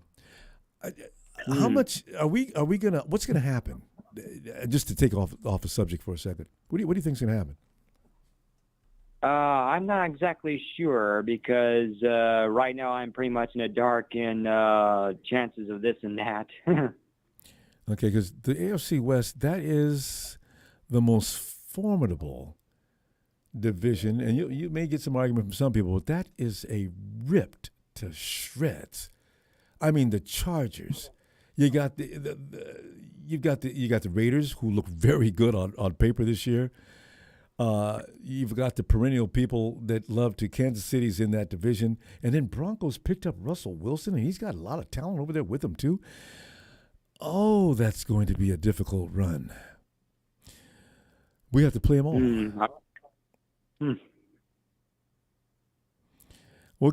It's okay. We're going to beat them. If we go 4-0 against that division, we could pretty much chalk it up. We're going to the Super Bowl. If you can get past the AFC West, you are eligible to go to the Super Bowl. That's all there is to it. Oh, my God. We'll see. Anything else you want to add, Lauren? Oh, yes. I thought I'd let you know this is my first time calling into a YouTube channel. Oh, okay. Well, wow, I'm flattered. Thanks, Lauren. I never had YouTube before, but for the last several months, I've been watching your show and listening to every word that's been exchanged and everything, and even the chat scroll that's been scrolling up from a variety of people all over the country. Yeah. If don't let the Rams fans bother you because they're residents now too. But yeah, we get a lot of fans from a lot of places. Oh yeah, because I'm sure a lot of Niners fans were disappointed that they won the Super Bowl. Yeah, but you know what? That the disappointment comes from the fact that if we would have been in the Super Bowl, chances are we probably would have done the same thing, and that means we missed another golden opportunity. Like we did that year when the Seahawks won the Super Bowl against the Denver Broncos. I think that's the Broncos this year, and they went in and just bum rushed the Broncos with a great defense, and we had a great defense that year as well. So that's all it really took to beat the Broncos that year. Peyton Manning, he was good, but not good enough to stop that defense. That usually happens in the Super Bowl. It's usually the defense that decides who's going to win the Super Bowl and who's not. So, yeah. Hopefully that's the case this year, and we're the guys doing it. All right, Lauren, great to meet you. Tell you what, I'll be back tomorrow if you got some time. We're gonna watch the preseason game, of course, and then we'll talk after the game. Yeah, hopefully you got time to join us. All right. Be there. All right, Lauren. Have a great night. You too. Thanks. All right. And let's go check. Hey, Tony. Ronbo, good evening. Good evening. Good evening, Tony. Tony, did you guys have a preseasoner today? We play Monday night on ESPN. No, okay.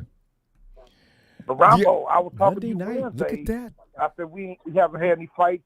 I spoke too soon. We flew to New York Thursday. We had a practice with them. Yeah. It was a fight about 10 minutes into the practice. You know, it serves no purpose. Jets. It serves no purpose. I don't know. Maybe should they start issuing fines? But those guys haven't got paid yet. They can't afford to I fine. think the coaches like that. Well, you I know, think coaches like that.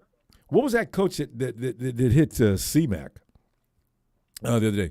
He came out there and they just told him. He came back, apologized, and they said, "No, that's really too bad. You're done." And they sent him to the locker room. You know, you can hurt somebody doing that sometimes, and it was just a cheap shot. There's no place for that, especially in this particular part of the season. You want to make the team, show us that you can do this without being an asshole. You know, because if you hurt a player and take him out and it's your fault, you affected that person's life, his family, and everybody else. What did you do? That's not necessary. So, you know. It's definitely true. So we'll see. Well, me and Marketing Pro's pretty cool. He's not like who's that other guy? Ready to blow. Ready because Ready to Go knows nothing about football. Marketing Pro actually Right, does. exactly. That's why I like to listen to him sometimes. He's very amusing. So we've been just kind of respectfully disagree on things. He would say his point, and I would say my point. You probably seen our comments in the chat. Yeah, I saw it. It was civil. But nothing crazy like Ready to Blow. Nothing crazy. Crazy. Ready to Go does that on purpose. When he says the things he says, he knows he's going to get a rise. That's why when Ellis said he made Ellis so mad that Ellis, remember a few weeks ago, Ellis said, "Look, you know what? Just ignore these people and they'll go away." Uh-huh. You know when you get that mad with somebody, you're really mad. Marketing Pro knows how to push buttons. Yeah. I mean, not Marketing Pro, but Ready to Go. Ready to Go, man. You know Yeah. I see it through you a long time ago. You know nothing about football. You're sitting there having fun. God. And Ready to Go or Don Burr aren't in tonight. That's why it's peaceful. There's somewhere else. You can bet they're spending their time trolling somebody else's show, though. They're probably getting beat up Ronbo, in here. I know you had to be laughing, Ronbo. Did you see any of the Seahawks game yesterday? Who they play? The Bears. Yeah, I was amused by that. Ronbo, I was cracking up. Geno Smith is awful. Yeah, Geno. He's got to go. He was tripping over his own feet. and Pete wants him to start because he put him in first, right? So I got a feeling Pete wants him to start. You know, is Drew Lock a better candidate between the two of those guys to start? Geno is who he is. He's never going to get any better. And Drew, the thing is, this is the perfect opportunity for Geno to throw up that job because Drew Lock's got COVID. Oh, is he out? Who is that came in after Geno? Or did he play most of the entire Jacob game? Easton out of the University of Washington. I mean, he was a great quarterback at Washington. Jacob Easton. Yeah. I think they should cut Geno, move Easton up to number 2, and start Lock as number 1. And keep this kid that got in, Geno backing gets him cut, up. he'll never get another job. You're right. I saw Geno trip and fall coming off of a snap. And I says, boy, this is a little late in your career to be doing that. That's that same thing that Nick Mullins did 3 years ago. But Mullins. I don't see the and you know how I'm gonna take it. I don't see that fire in Geno. I don't. He can't do it. He's trying to. He's doing the best he can. Poor guy. Now, I saw that monster Abraham Lucas again, that 4th round pick, the right tackle that's starting. They drafted. He pancaked number 91. But that dude is. Y'all got to watch out for Abraham Lucas, the offensive tackle. That dude is nasty out of Washington State. Listen, I didn't know he was that tough. Tony, they will not be easy to beat. People get the wrong understanding. What you're seeing in preseason, you didn't even see anything. Lockett, DK was on the sidelines complaining because he wanted to play. Listen, if people think they're going to be just easy pickings, don't think again. I'm serious. People think, Ronbo, your fears are unfounded, man. Get over it, man. It's nothing. Russell Wilson's gone. Listen, there's something more going on in Emerald City than just Russell Wilson. I'm convinced of that, and I am not walking in there thinking, yeah, we got this. Man, 49er fans all over the place. We got this. Russell Wilson's gone. Man, y'all, go ahead. I'm not. No. So, and they said, and Homer, if he's got, what's the running back they picked up in the first round? They picked up Walker out of Michigan State, that second-round pick. They got good running backs. See, Rashard Penny, Homer, and this kid you're talking about now. He's got running back. Pete Carroll's always going to find running backs. They're gonna. I don't know if their offensive coordinator what he's about, but man, I'm not trusting. When we play the Hawks, play hard, or they're going to beat you again. I think they hit a home run with Charles Cross. I love Charles Cross coming out of college. They first round picked the left tackle, and then this stud Abraham Lucas, the right tackle. Why wouldn't they draft guys like this when Russell Wilson was there? They wait till you leave to get 2 home runs. Tony, they believed that Russell Wilson didn't need that kind of help, and they proved it to be true. Actually, Russell Wilson got beat up a lot, but he's still hard as nails. He'd get up and still throw a touchdown, and their defense was just killer, right? I hated playing the Hawks when Harbaugh was with us. Scared me to death a week in advance every time, and sure enough, beat us. And also when Harbaugh left, and now I knew for sure it was over, and we got clowned. Every time we played them. So that's why we still we didn't beat them like we should have. There was still something would happen this last few years, even Garoppolo beat them a couple of times, but you know what? Still not enough. They still beat you. Speaking of Garoppolo, it's going to be very interesting, Ronbo, because, it's open for trade. The Niners, nobody said anything since they said, well, we giving them permission to seek a trade, and it's been like silent. Yeah. And the days are going by and the clock is ticking. And I mentioned this earlier. I said Jimmy's already made his deal somewhere. He's just waiting for the 49ers to cut him. And it might be Seattle. Cleveland sounds very strange. The way they're talking, it's definitely not them because they just got involved anyway, right? Because the fact of the matter is they didn't know how many games Deshaun was going to be cut out on. So I don't know who else it could be. Yeah, the Giants? I still say the Miami Dolphins should try to get them because they're going to find out the hard way about Tua. Right now, they got all that talent. They rebuilt the offensive line and all that talent. Yeah, they're going to find out. I don't know what to say. They're going to find out. And Mike McDaniel loves Jimmy. I'm nervous about all these hybrids. I'm not scared. I'm just nervous, Ronbo. I was going through the teams. Remember I was telling you about these bookends? All these teams got these bookends now, each side, stars. That's how you do now. Kill the quarterback, win the game. I hope the Falcons play 2 tight end offense. The team's gonna have to go to 2 tight ends. You're gonna have to 2 receivers because you got to get them tackles some help with these. If you got Bosa, Nick Bosa on one side, and Chandler Jones and Khalil Mack on the other side, who are you gonna double? Joey. I thought. Wait, where's Chandler Jones? Chandler Jones is with the Raiders, and they got him, and they got that the one kid on the other side, 98. I forgot his name. He's good. He made the Pro Bowl. These bookends, that's going to be the new trend. Can you get 2 studs to put on the edges? You'll nullify any quarterback. I think so, Rob. Even the Giants, I don't like the Giants, but I like the direction they're going. But you know how I loved Azeez Ojulari last year's draft, coming out of Georgia, the outside linebacker. And now they got him, and then they let Lorenzo Carter go, the other outside linebacker, which we picked up. And then they drafted Kayvon Thibodeau in the first round, replacing Lorenzo Carter. So they got bookends on the outside and Leonard Williams at defensive end. And I remember when Tony and I were doing the draft together, he told me about Thibodeau, and he was sick because we couldn't get him because he was right there to be gotten. I said, Damn. Yep. Denver got Nick Chubb, and they got the Cowboys former defensive end Andy Gregory. That one that's he had already signed with the. All over. What is that dope smoking dude's name? Anyway, he had already signed all the Cowboys. Everybody was celebrating in Dallas, and he upped and left and signed with Denver. I just Cowboys. Oh, yeah.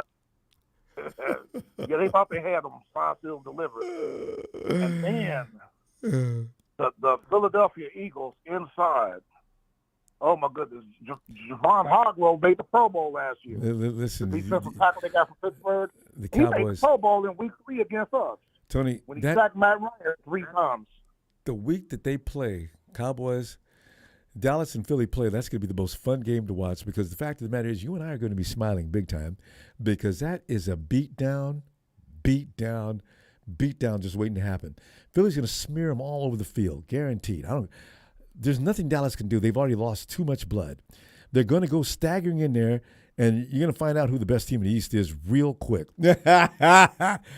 Mama, don't let your babies grow up to be cowboys. You got Hargrove and Fletcher Cox, 2 Pro Bowlers in the middle. Even one of them gets tired and goes out. Here comes the rookie from Georgia, Jordan Davis.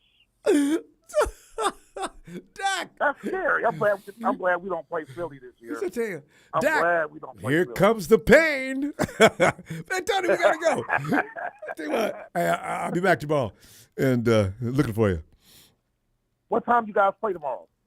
4:00. So we'll be through, a 2.5 hour game, I guess. 3. So I guess we'll be through by 6, 7 o'clock, 6:37. Those games are they going by quickly? I guess 7 o'clock. I guess, yeah. So Yeah, they kind of are. Yeah. And for all you Ram fans in here, your quarterback started out 1 for 11 on 3rd downs tonight. You ain't got no backup. Oh, they're in trouble, Ronbo. No depth. They are in trouble. I can't wait. But, hey, because I'm not seeing Rudy in a long time. He's not even on Twitter talking trash. Rudy's working me ever since the Super Bowl. I see Rudy with another cute little take a dig at the 49ers post. And then there's another one over here. Now he's got this going over here. I'm not responding because I want him to stop it. He put another one up. Okay. Rudy, you know what? Rudy, where you at, man? Why aren't you posting up on Twitter? Rudy, don't be cowarding out now. Ronbo, You told me Stafford was going to be just fine. He played through the pain. I know it's preseason. Ronbo, they're still thinking about 2021, and this is just what I want. This is just what I want. They're going to get hit in the mouth. 2021 is dead. It's gone. Tell me we're going to go. I'll see you tomorrow. I'll see you tomorrow, sir. You have a good night. You too. Yes, let them be doctors and lawyers and such. See, no matter what happens to us, watching the Cowboys lose is just such a wonderful thing. Hey, Seahawks. Seahawks, I don't care what anybody says. I still got respect for your team. And ready to blow. Hey, who gave Ready to Blow that name? Ellis gave him that name, didn't he? Seahawks, thanks again. You are all right. Fam, I'm going to go ahead and take a hike. And whoa, don't hit the like before you go. And if you haven't subscribed yet, please do. I love your company when I get ready to do this. I want you to know I just came in looking for you. And thanks for those contributions tonight, guys. Appreciate it always. And we'll see you tomorrow at 3:45 or something, coming in here talking trash. You know how we do. 49ers, Vikings. Yes. You know, some Viking in here talking trash. I guess there's no real reason. I mean, it's Vikings. Anyway, have a great night, man. Niners!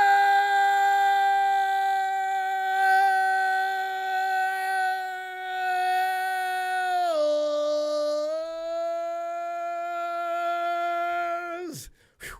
God, I love doing that.